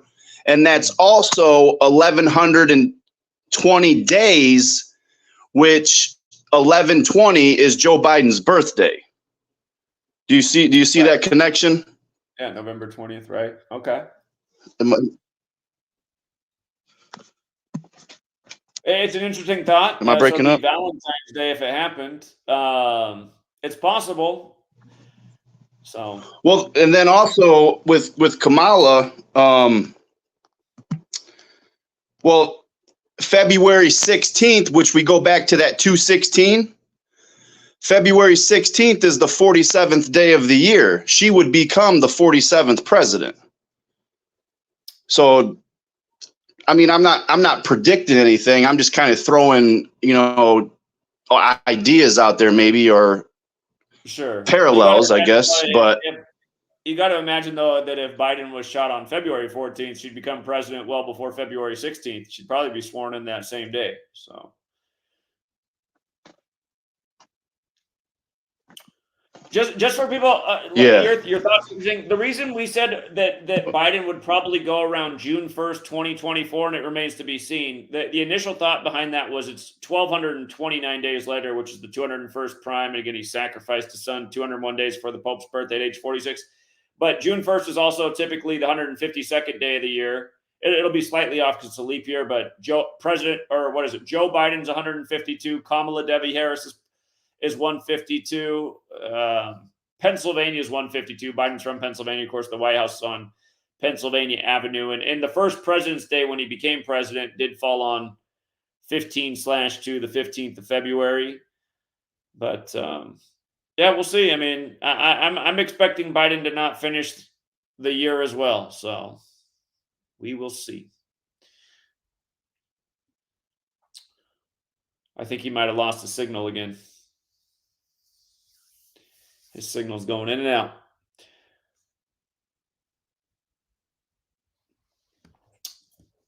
Well, he necessarily won't even have to die. Plain Dakota in the chat, guy who, big flat earther. But there's other reasons he could leave office early. So we will see. The next president to not finish their term is the 9th. And remember, Biden is the 45th person to be president, which is the 9th triangular number. Of course, he's number 46, but the 45th person to be president. So we will see. Okay, and so the Civil War, can you hear me? I don't know if my signal's good. I got one bar. You're back. Yeah. Man, see, I called earlier and I sat in the same spot and had perfect signal. But now that I want to talk about numbers, when my phone wants to mess up. So in the Gematria calculator, the number 3 and then world wars. So if you write out 3 world wars, it equals 46. And the Civil War movie from the attack Hamas on Israel on October 7th, I typed in 46 weeks from that. And it gave me August 24th. And if you read the Civil War movie in the description or whatever, it says it comes out April 26th by A24 in the United States. A24 would be August 24th. He cut out again. August 24th. Kobe Bryant Day. Remember that Civil War movie that just came out? It premiered Alex Garland. It's like Alex Garland's Civil War. It premiered that trailer for it 201 days from his birthday. 201, of course, big Jesuit number. Confederate 201. Lincoln blaming the Civil War on the Jesuits. And the actor who died, Jesuit educated around that same time, that was in the Civil War movies. Oh, his name's escaping me right now. But at the same time that trailer was out, his death was buzzing. And he died at age 61, like the Civil War began in 1861. You're back, Midwest. Yeah. But you get what I was saying, though. 46 weeks from the invasion of Israel would be August 24th. And the description of the movie, it says A24. So I put that kind of together thinking maybe that could be the day it pops off. I don't know, because we got the stuff going down at the border. talking about the Fed's going to get violent with the, and it's like, who knows, man? Times are. You can interpret it many different ways, right? You can interpret it as April 24th, or the Civil War did begin in April in history. It began on April 12th, the 102nd day of the year, like World War and Art of War is 102. And the thing about April 24th in a non-leap year is it's the 114th day of the year. And of course, World War equals 114, just like I had Peter Bergen saying we're on the verge of World War III, 114 days after the war began in Israel. So we'll see. All right, he's having a lot of trouble with the signal. Open up, hop back on here. Open up, did you want to say something else? Yeah, I forgot to ask you. I know you're probably not doing the Kobe Bryant Day, but are you still doing the book? I think that'll be good for the few people that still read. Yeah,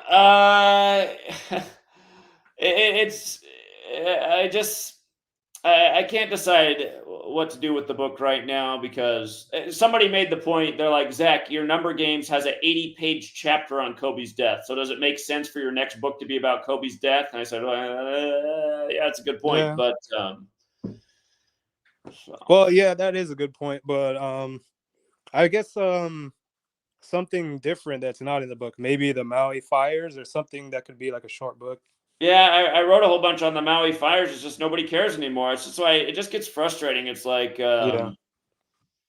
So yeah, I have a short book I could put out on the Maui fires. I already wrote a ton for it, but then it's just like nobody even talks about it. Nobody cares. It's down the memory hole. Yeah, I think it is true. It's unfortunate. I think the best thing is what you're doing now, but the only thing is like getting people to watch since you're like in the algorithm black hole. But I mean, there's got to be someone who's watching who knows how to get connected with someone that has like a big platform, because I think that's going to be the only way. Because like I said earlier, people don't read anymore, and what you're doing now is probably the best way for it to get out. Yeah, and the way I kind of feel like the game's rigged is like when I do things that are really important, then I get even further banned into the hole. It's like we got out Yeah. Pound and Pavement and had an impact, and then all the support got cut off and seemingly couldn't get any views anymore. So Yeah, but all right, yeah, that's all I wanted to ask. Thanks for that answer. all right, appreciate it, man. Thank you. Thanks. 416. You got to mute the video. You're on 416. Hey, listen, what do you think of those three Chiefs fans that have passed away? Like, does that add even more to the fact that Casey's going to win this? Well, they keep showing the image of him in their Mahomes jerseys, and he's trying to win his third Super Bowl 3 days after the Kobe Bryant statue goes up on the anniversary of Derek Thomas' death, and we'll see. Yeah, it seems like a sure shot there. Like, there's nothing I can see happening besides that. Like, you're bang on with this one, I think, you know? Enormous wake-up call is the Fox News headline about the 3 dead Chiefs fans. Wow. So, yeah, you had the girlfriend of one of them come out and say they were murdered. So that was a headline the other day that the girlfriend of one of them said they were murdered. So,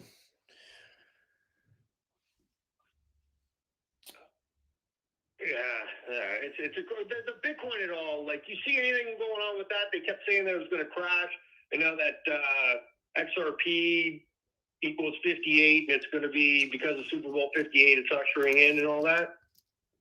I know that if you start wanting to look about Bitcoin, you should always follow the patterns and see how it syncs up with Satoshi Nakamoto's April 5th birthday. Oh, look, Wikipedia removed his date of birth. Hilarious. So, yeah, I can look more into Bitcoin. I mean, I know it's been up and down lately. It's up quite a bit from where it was a while back, but it took a little dip recently, so I can look into it some more. Yeah, I know. I just listen. Yeah, I love your show. Anyway, just been finding you, and it's awesome. So, I give you a call. Thanks. Sure. Just for people who weren't here at the time, back when Satoshi Nakamoto was turning 45 years old, which was in 2020, we said, watch, Bitcoin should be worth 45,000 by Valentine's Day, the 45th day of the year, and it actually shot up way beyond that. If you go back to that year, 2020, Bitcoin shot up very high at the very end of 2019, and like New Year's Day, 2020, it shot up to 33,000, which was at its all-time high then.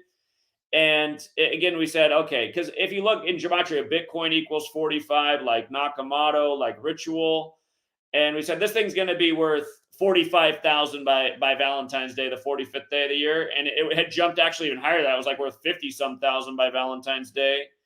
And anyhow, every time I look into Bitcoin, there's always something going on with the distance from Nakamoto, this supposed Nakamoto's April 5th birthday.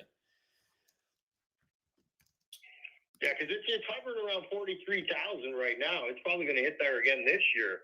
And I think the year you're talking went as high as 69,000.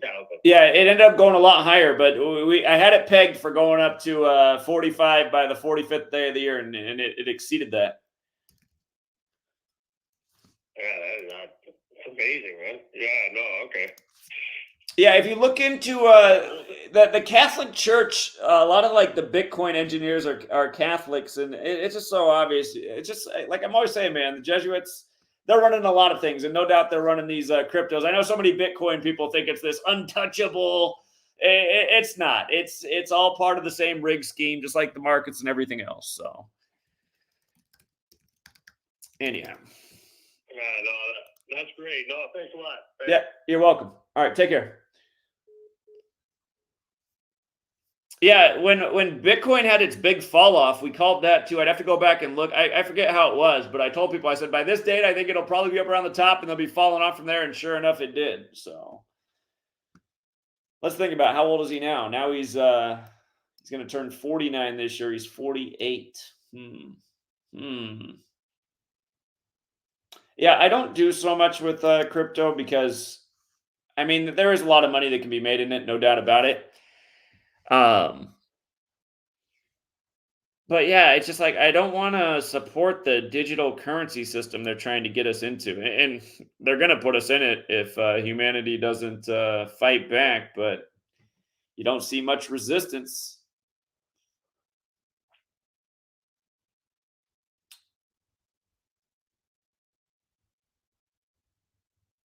Yeah, I see the comment from Two-Face about how we might read more than ever because of texts and online and screens.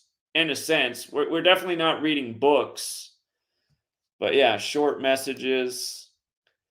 Shout out to Paula. Always very generous. Thank you again, Paula. I appreciate your constant generosity. Shout out to Callie Kills, and thank you again to Nathan, aka Disambiguation 144. Appreciate the super chats. We're coming up on the 3-hour mark, and I wanted to do a 3-hour stream because that's typically how long TFR is. Not going to do the regular TFR broadcast tonight because the call board is still down, and I figured with the call board down, it kind of defeats the purpose of the show. Or doing it at that time slot's the call board that's the advantage. But for the second week in a row, it's down. And I don't know, maybe it's never coming back up. I am actually concerned about Chris Geo. Like, where is the guy? He was always so responsive. And, I mean, there was never a period of time where he wasn't responsive, and I just haven't heard from him in forever. Well, what's up, 415? Oh, hey, bud. This is Albert. Just was calling it. Thanks for taking my call.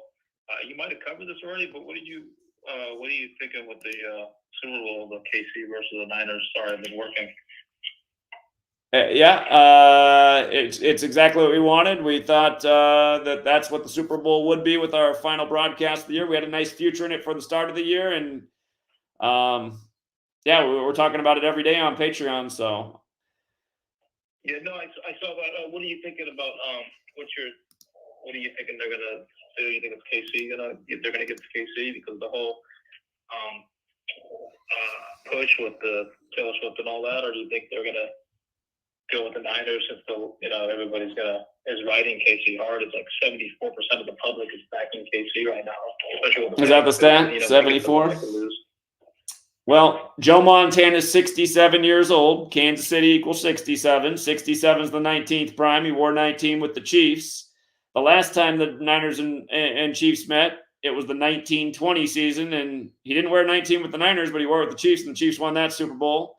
19 years since a quarterback won back-to-back, and that was Brady, who idolized Montana, and Montana won back-to-back in Super Bowls 23 and 24. So leaning more towards Kansas City. And like I said, man, I mean, like you're a guy calling in asking for sports information and clearly not supporting the Patreon. So join the Patreon. Okay, I will. I'll do that. All right, yeah. All right, later. So, anyway, all these people that want all this information and can't support at the inexpensive rate, Yeah, freeloaders indeed. Freeloaders indeed. So.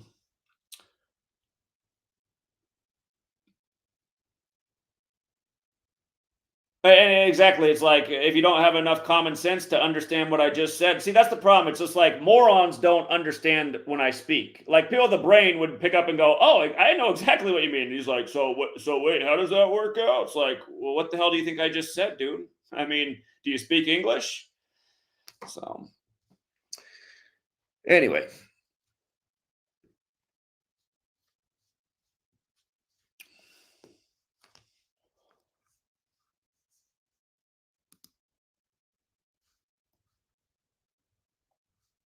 What do they got down here about Mahomes?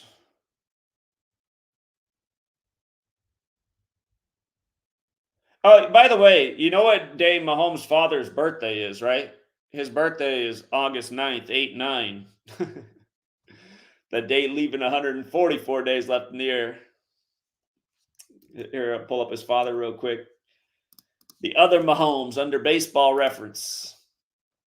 Born August 9th, 70 in Bryant, Texas. And again, the Raiders hosting the Super Bowl. Patrick Mahomes played for the Red Raiders in college.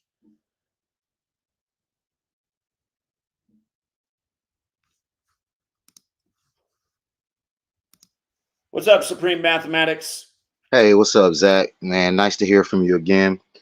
I was actually doing the knowledge to the Jackson theory. I had pulled up the three biggest black cities in America, and the first one is Jackson, Mississippi.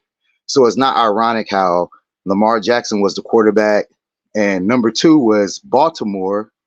And as we seen that outcome with the latest game, and then you have Detroit, you've seen the outcome with that latest game. So Jackson's number one, Baltimore's number two, and Detroit's number three. But was really analyzing is like that now they're showing this Jackson movie with Katherine Jackson, and going back to Jackson, Mississippi, their roots is in Mississippi and also Alabama. But also Brett Favre being not too close from Jackson, Mississippi, of course, is going to jail for his fraud for what was it? Food stamp fraud. And then also, Jerry Rice is from Mississippi. So, by Jerry Rice being at the Super Bowl, along with Joe Montana, to me, it's just all played out to the same existence. But I always look at it like as a theory that they put up, because, Michael Jackson, because he's got a movie coming out too called Jackson in theaters coming out soon. And to where like with Michael Jackson, they call the king of pop. He's born from Joe Jackson, which Joe is the father of Jesus. And they consider Michael Jackson being the messiah of pop. Of course, they popped him. And, it's just, it's the same old shit again. You know what I'm saying? How they make you a monarch, and then they just get rid of you. Then they make a religion out of you in a way. Yeah, I want to remind people that the other year for Michael Jackson's birthday, the top headline was Jackson, Mississippi was underwater with a nice little weather warfare ritual. And they also planned the first moon mission in forever on Michael Jackson's birthday, but then it got canceled for weather. If You guys have never seen my work on the moon landing and Michael Jackson. It's all connected. Apollo 11 and the year Michael Jackson turned 11. Right. Yeah. Hold on. I gotta go back and see exactly how it was. Michael Jackson's birthday is August 29th. The moon landing, July 20th. Hold on, let me go back and see how this all was. July 20th, 1969 to August 29th, 1969. Let me see. 40 days later, and I think moonwalk equals 40, if I remember this right. Moonwalk. Yeah, moonwalk 40. So Yeah. Also, because Moonwalker was a big Sega Genesis game when I was arcade a kid. game. That was the best game in the arcade. It was Yeah. hard as hell, though. But it's just all relative. It's all in the language, if once you really be able to, well, I guess it takes experience, you know what I'm saying? You got to go through something to really decode it, you know what I mean? But I just wanted to touch bases on that. I ain't gonna hold your lineup too long because it's Brooklyn Nets game coming on. And I wanted to say something about Portland though, about Dame Lillard returning to Portland. It's crazy because the rapper ODB, right? Of course. Okay, so he had his brothers, part of his crew called the Brooklyn Zoo. They was in Portland. They had got murdered, and it's not been solved. And that's been like almost like I think 2 years ago. 2 years ago, I think. But on the same day that they was murdered, a family member in their family had a child. So to me, it's just like, and then all of a sudden, Dame Lillard had left Portland and went to Milwaukee.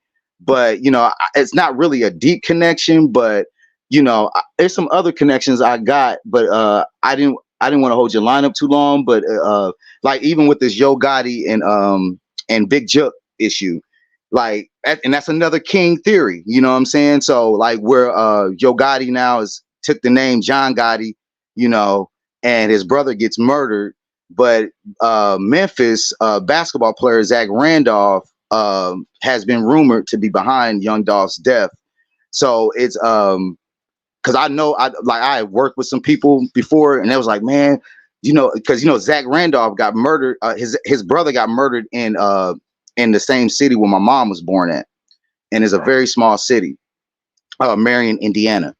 And he was telling me like, man, Zach, man, he's involved in a lot of stuff.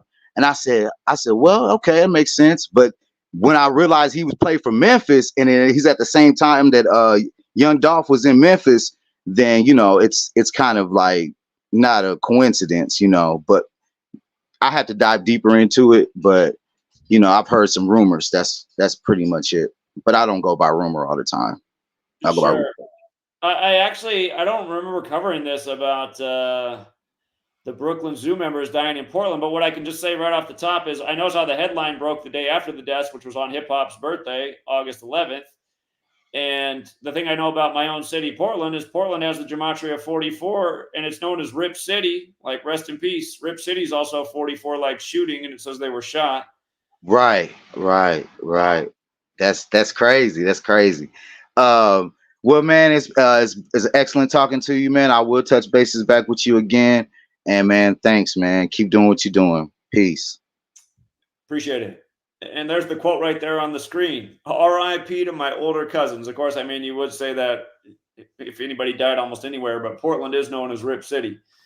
And just so you guys can see the Gematria, Portland got the 44. The 37 will come back to as well in light of the shooting, but Rip City is also 44. And then shooting, of course, is 44 and 37. And, something about Old Dirty Bastard is if you want to look it up, him and Method Man were on MTV. And, Method Man's in movies and TV shows and everything now. But Old Dirty Bastard was saying things that they would say are conspiracy theories. And Method Man sat there going, I don't associate me with any of this. Don't associate me with any of this. The next thing you know, Old Dirty Bastard's dead. And Method Man's, like I said, making movies and TV shows and everything. What's up, 803? Yeah, that's it. Yeah, it's me. Yeah, you still working on that 201 book? I am. Okay. Yeah, I'm not the most experienced decoder, but I think I found a good decode. I'm listening. Yeah, do you know the Twitter account called is at Daffy Duck? I don't. This account, Daffy Duck, said that the true ruling entity or dominant order that rules the world is the crown, even above the Jesuits and its Vatican. He said the crown is the headquarters of the order of the temple. The crown is also known as the crown temple. I think even, what's his name, Santos Bonacci, I think he said even in one of his videos titled, "Your Soul is Owned by the Vatican," that I think is still available on YouTube, even though I think his original channel was deleted, was that the Temple Church, also known as the Crown Temple, was consecrated in 1185 by the Knights Templars. It's the only land in practically the whole world that has no title that's outside any canonical jurisdiction. And also, if you go to the Gematria calculator, if you type in the Crown Temple in the calculator, I think it matches in 3 out of the 4 base ciphers with the Jesuit order. It would all make sense, right? Because, I mean, the Temple Church goes back to the Templars, and the Jesuits are the modern-day Templars. So I would say it's all one and the same, essentially. Yeah. And then they said the Crown Temple is what actually controls our legal court system in the United States, Canada, and many other countries. All bar associations are directly linked to the International Bar Association, and the ends of court at Crown Temple in the City of London. The government of the United States, Canada, and Britain are all subsidiaries of the Crown, as is the Federal Reserve in the United States. The ruling monarch in England is also subordinate to the Crown. The Crown is the inner city of London, which is an independent state in London belonging to the Vatican system. There's a banking cartel which has a massive system around the world. The inner city of London hides its true power, which is in fact the Knights Templar Church, also known as the Crown Temple or Crown Temple. There's also 2 videos. It's the Empire of the City, 3 city-states, London, Vatican, D.C., and I think Walter Fife, he did a video about the Crown, America's subjugation to the Crown. And in those 2 videos, the Empire of the City video showed that the United States was essentially a crown colony. And that video also showed that King James not only transferred the KJV Bible, he signed the first charter of Virginia in 1606, which gave America's British forefathers a license to settle and colonize America. I think that video also showed that the Constitution for the District of Columbia operates under the tyrannical Roman law known as Lex Florii, which bears no resemblance to the U.S. Constitution.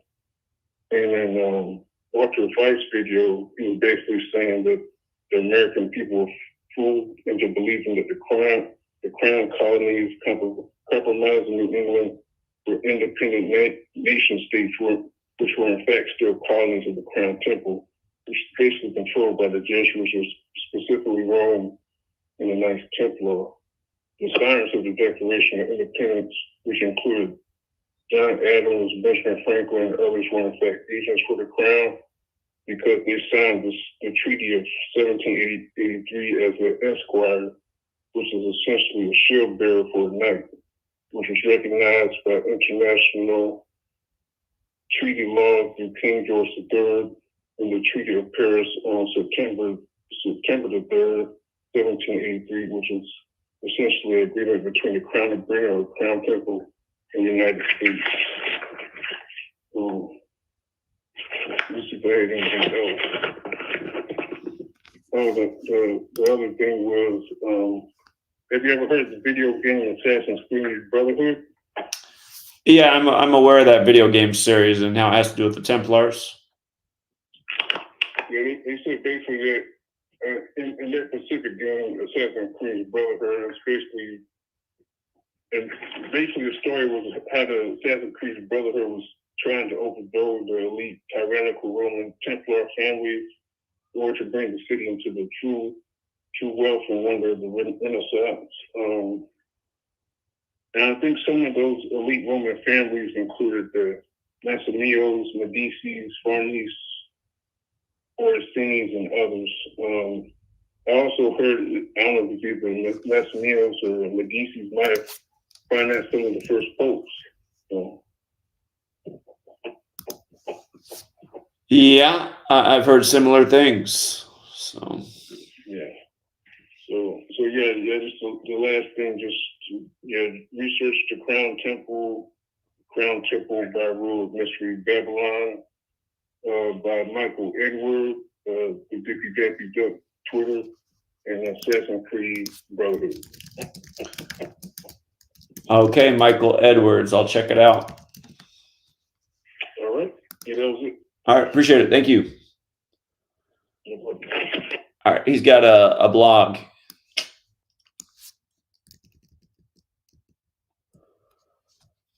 It's posted 2010.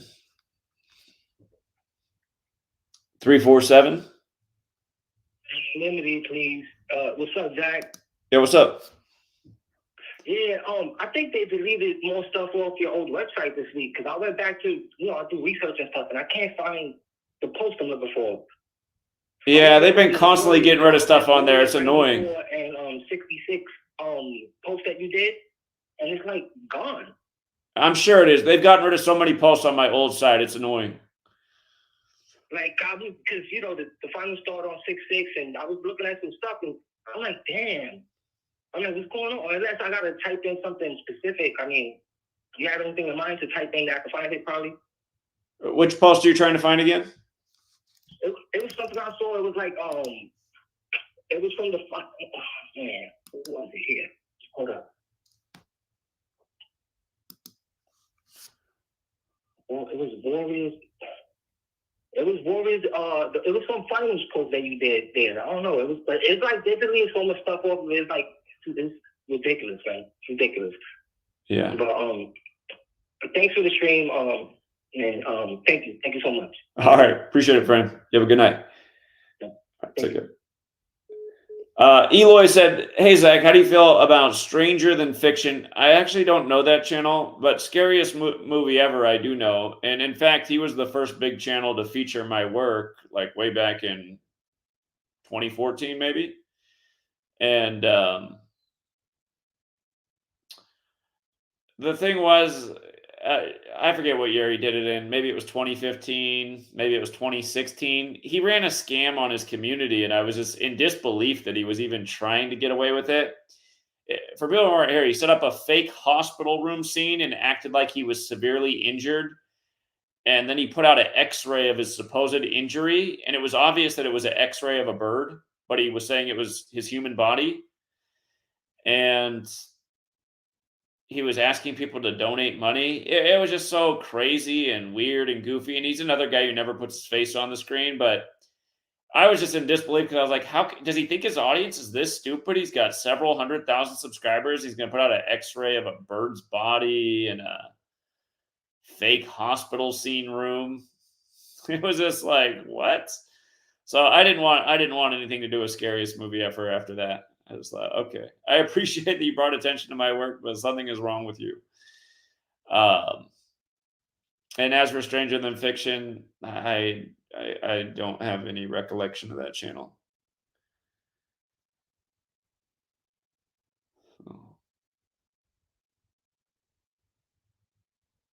I don't know what was the first to go on the site. They've gotten rid of so many posts, it's ridiculous. And that's what's annoying about Google buying up things. When I started posting on that, Google didn't own that platform, but Google bought Blogspot, and now they say they own the rights to delete whatever content they don't want to, just like they do on YouTube. Yeah, it seems like horribly wrong to like be able to buy a platform and then start deleting people's content off there. It's like, okay, you weren't even, I want to explain it, it's just annoying.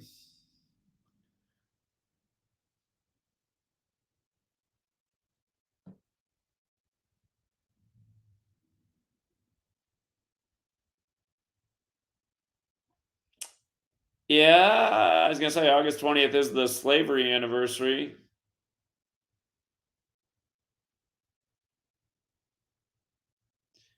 The 404th anniversary, kind of like Obama 44. I mean, yeah, it's probably a date to circle and see what happens. There could be something with that. We definitely had it circled for the 400th anniversary. If you guys weren't here back then, we were saying just watch sometime around August 2019, shortly after. It's going to be just like Acts 7:7. In Acts 7:6, it talks about 400 years of slavery in a nation. And then Acts 7:7 is about how that nation gets punished. And shortly after August 2019, you had COVID and lockdowns and bad times. And initially, the U.S. was the hardest hit nation, other than China.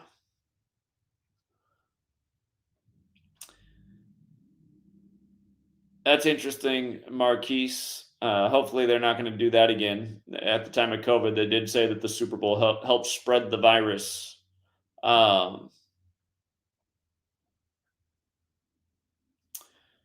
Jason says Patrick Mahomes' wife's stepdad died at 63 at the NFL game, exactly 63 months before the Super Bowl. That was, and then Joe Montana was 63 years old at the time, and as Kayla Decode Tucker would tell you, Native American equals 63. But the day that the back then it was just the fiance, but now it's his wife. That was the game where Patrick Mahomes beat Len Dawson's passing record, and then Len Dawson died last year on Kobe Bryant Day, or the year before now. But again, 172 days before the Super Bowl, that the Chiefs won over the Eagles. And Kansas City Chiefs equals 172, just like how Harbaugh stayed on 172 wins. And for the Chevron gas attendant, again, self-evident, buddy. Stop going like, where's any proof that any of this matters? Just like how last year we put in a future for the Chiefs to be in the Super Bowl when Len Dawson died 172 days for it. Like how we talked about how Harbaugh would likely stay on 172 wins, losing to the Chiefs this weekend. Like how it's the Chiefs' 64th season, and Kansas City Chiefs is also 64. And again, Norma Hunt of the Chiefs died on June 4th. Chiefs 64 season, all kinds of 64 rituals. You see how Kansas City Chiefs is 98? They lost in the AFC Championship in the 98th season to Brady. But here, somebody just pointed this out today. Migos, Mahomes release date. So the rap group Migos has a song called Mahomes, right? And notice how they put it out in history on June 11th. That's Joe Montana's birthday, June 11th. So they put out the song about Mahomes, who's doing all the Montana rituals. Montana, who finished his career with the Chiefs. But they put it out on Joe Montana's birthday. And again, Mahomes' birthday is September 17th, which is the same birthday as the NFL. Just notice how they put out this song that year, 98 days before Mahomes' birthday, June 11th. What year was it again? 2021. Mahomes' birthday, September 17th. So they put it out 98 days before Mahomes' birthday, which is also 14 weeks. And 14 is a big number in KC because KC's 14. But see how Kansas City Chiefs is 98? Again, it's their 64th season, 172. So people are like, oh, where's the proof the four? It's just like, where's the proof the four ciphers, Mayor? How about in the 10,000 posts we've laid down in the last, forever amount of years? God, are you kidding me? And we're always talking about KC and 14. So you should try using out the knowledge, Chevron attendant. You could fix your black teeth. Make some money to go to the dentist. Okay.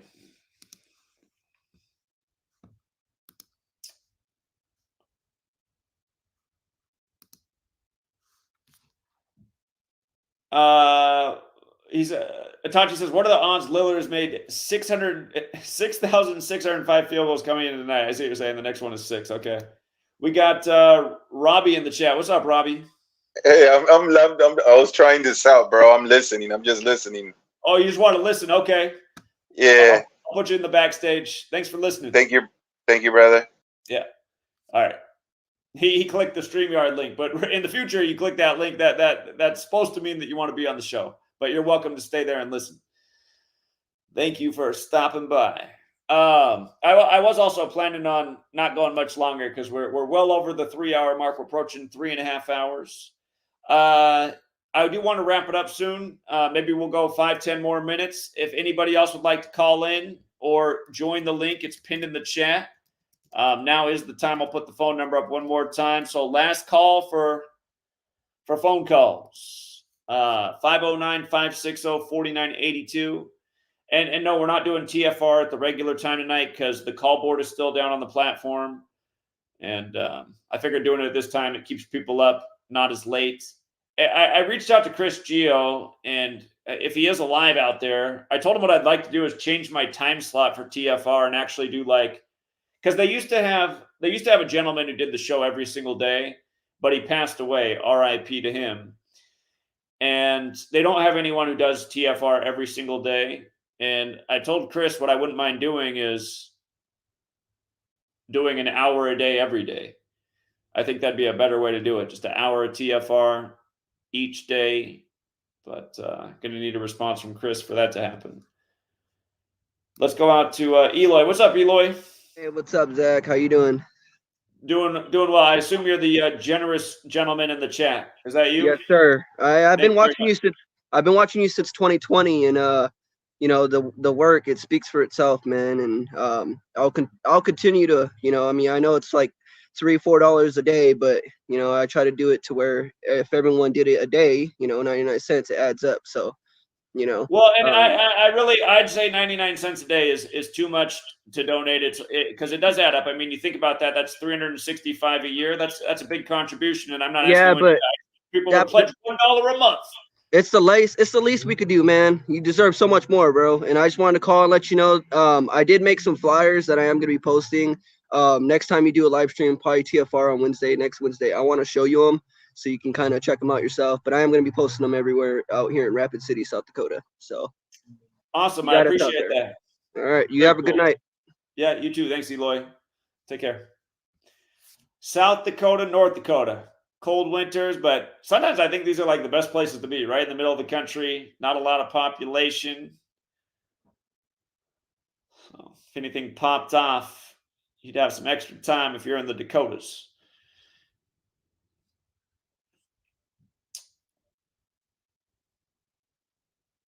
All right. Again, last call for phone calls. We're going to go maybe 4 or 5 more minutes.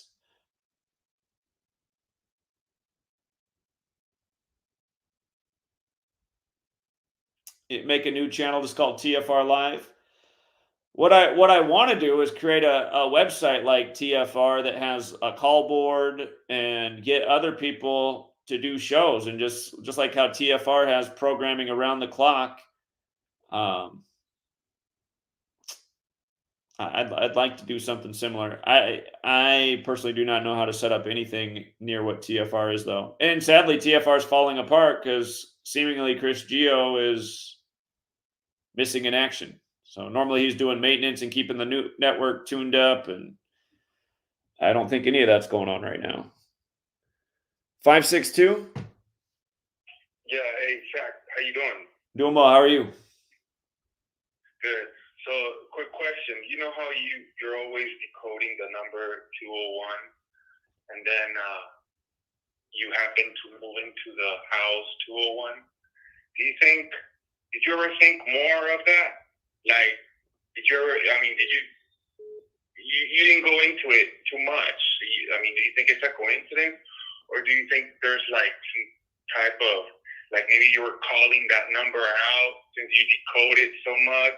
Well, that's exactly what I did explain when I talked about it when it first happened, and even before this happened, I made the same point where let's just say there's days where it wasn't 201. I was decoding 45 all day. It was 45 dating numbers, it was 1,045 rituals, and then Sweet Lay's like, "Hey, I feel like going out to eat tonight," and then we go out to eat, and they give us the ticket number 45, and I'm just like, that is so weird. So I mean, I already had these things happen so many times in my life, and then again, when we did the cross-country trip, for real, don't know. When I did the cross-country trip where we went from city to city, from Seattle to New York for 9/11, and we're teaching about 201 all across the nation, when I was out there, my trip got cut short because the last place I was at the Yale campus, and sweet lady called me up and she's like, I need you to come home because it was her first day of work. It was September 12th, and it was September 12th, 2022. Is that right? Yeah, 2022. And she called me up and she's like, I need you to come back home because it was her first day on the job after finishing school. And we thought that she was going to be working right there where we were at the time in Yakima. And they said, they told her they needed her to work at the other location, which is 50 miles away. And she's not comfortable driving on the freeway, and drive 50 miles each way is a 100-mile round trip a day. And so she's like, I need you to come home and drive me because I don't want to be driving. And I was like, well, I'm all the way in Connecticut right now. It's a long drive. I'm not going to be there tomorrow. But if you guys remember, I did bust my ass back there. I got back there in like 2.5 days. But anyway, then we had to look for a house near where she was working. And it's a small area, so there wasn't a whole lot on the market. And there was like a really dumpy place. And then there was another house that I liked that I thought it was calling for me because the address was 721, which is my birthday, July 21st. And it had this nice acreage. And I was like, hey, we can grow some food out here. This is perfect. But then sweet lady, she just thought it was just too much in the middle of nowhere. And it was so dark out there. And she's like, I don't feel safe out here. And all the threats you get, people come kill us tonight. Nobody even knows. I was like, well. So anyway, the only other house that was really available in the area that she liked was 201. And I was like, God, I don't know about moving into house 201. But that's what we did. So that's how it worked out. Yeah, it was weird as hell. Yeah, that's a trip, bro. Yep. Anyway, that's it, brother. Yeah, but no, but to answer the question too, it's like that. For people who have never read the 7 Hermetic Principles, just look them up. They don't even take that long to read. They're like really short, but they're interesting and profound. Again, like everything has an energy and a vibration, and you can attract things to you if you're on the vibration. So it seems to me that maybe like when you're really focused on a number and you're just talking about all the time, you might make it just come back into your life, like seemingly accidentally, but really there is a rhyme and a reason to it. So yeah. That's do you happen to know which number is the one to win the lotto? Well, I do know that. I know that gentleman. Okay, there's a guy who first found my work who lived in. When I first found this, I lived in Bothell, just north of Seattle, and there was a gentleman out there. His name was Mike, and he started using these numbers with Keno. And then he was like, "I've never won so much at Keno since I learned the numbers." And so he just learned how to apply it. But the gentleman Shark, who was out in New York with us, like he gave a big super chat last year. I think it was, God, I can't remember if it was the anniversary. No, it must not have been September 11th.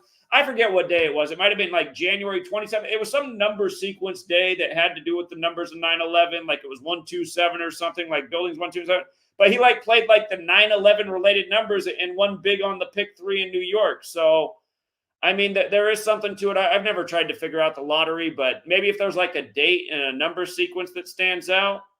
Here, an example that a lot of people know about, like the pick 3 in Illinois, the day that Obama was elected was 666, and Obama's birthday is the 216th day of the year, where 6 times 6 times 6 is 216. So there might be certain days where you can pick up on something like that and like, oh, I know numbers that go with today. And, you know, I mean, it's always following the patterns. Yep. All right, brother. Thank Appreciate it. you. Yeah, take care. Bye-bye. Eloy, come on, man. I appreciate it, but you already did your work. You already did your work today. He's just going above and beyond that, Eloy. Thank you. So maybe someday we'll be neighbors in South Dakota. Take you back out to dinner. So appreciate it. Yeah, I think we better wrap it up because I do gotta also. Well, I always have dinner ready for Sweet Lady, even on nights where I do the show. But tonight she'll be surprised that I'm not doing the show. We'll have dinner together. All right, one more call, and then I'm hopping off of here. 586. Yeah, what's going on, man? I was just going in just how we didn't see while we were nailing on the 49ers or whatever, but that big story about that one player's wife who made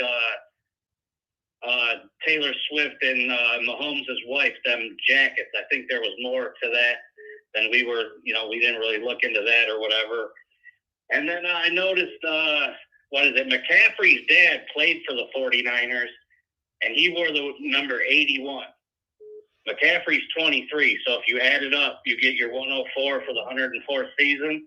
But then if you take 81 and you minus 23, you get the 58 for the 58th Super Bowl. That's interesting. And again, his father, Ed McCaffrey, also played for Mike Shanahan, the father of Kyle Shanahan. So you have another McCaffrey-Shanahan duo in the NFL. Yeah, and then I guess there's only been one father-son duo to win the Super Bowl. So if they were to do it, they could become the second or whatnot. Ooh, I got to look into that one. The word 2 does have a gematria of 58, TWO. So interesting.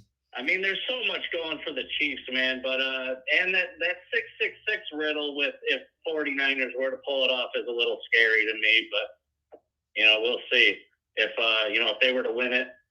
Another thing, if they were to win, if 49ers won it, they'd be 6-2 in Super Bowls. Patrick Mahomes equals 62. Yeah. The 666 with Steelers having 6, Patriots having 6, and then if they won it, they'd have 6. So. Yeah. It's a thought. Man, I just figured I'd call in for that. All right, appreciate it. Take care. All right, man. Yep. All right, we'll leave it there. We're approaching the 4-hour mark, so again, no TFR tonight at the regular time. If you got here late, feel free to rewind. And if you're a troll, find something better to do with your life. It's pathetic how many trolls we got. They must like living under tyranny. I just assume all my trolls must just love being lied to by tyrants, overtaxed, watch needless wars be created, needless fear, losing sovereignty over your body. I mean, these must be all the qualities of my trolls. They just like being used and abused. Thank you very much, Ava Moon. That was very nice of you. I appreciate it.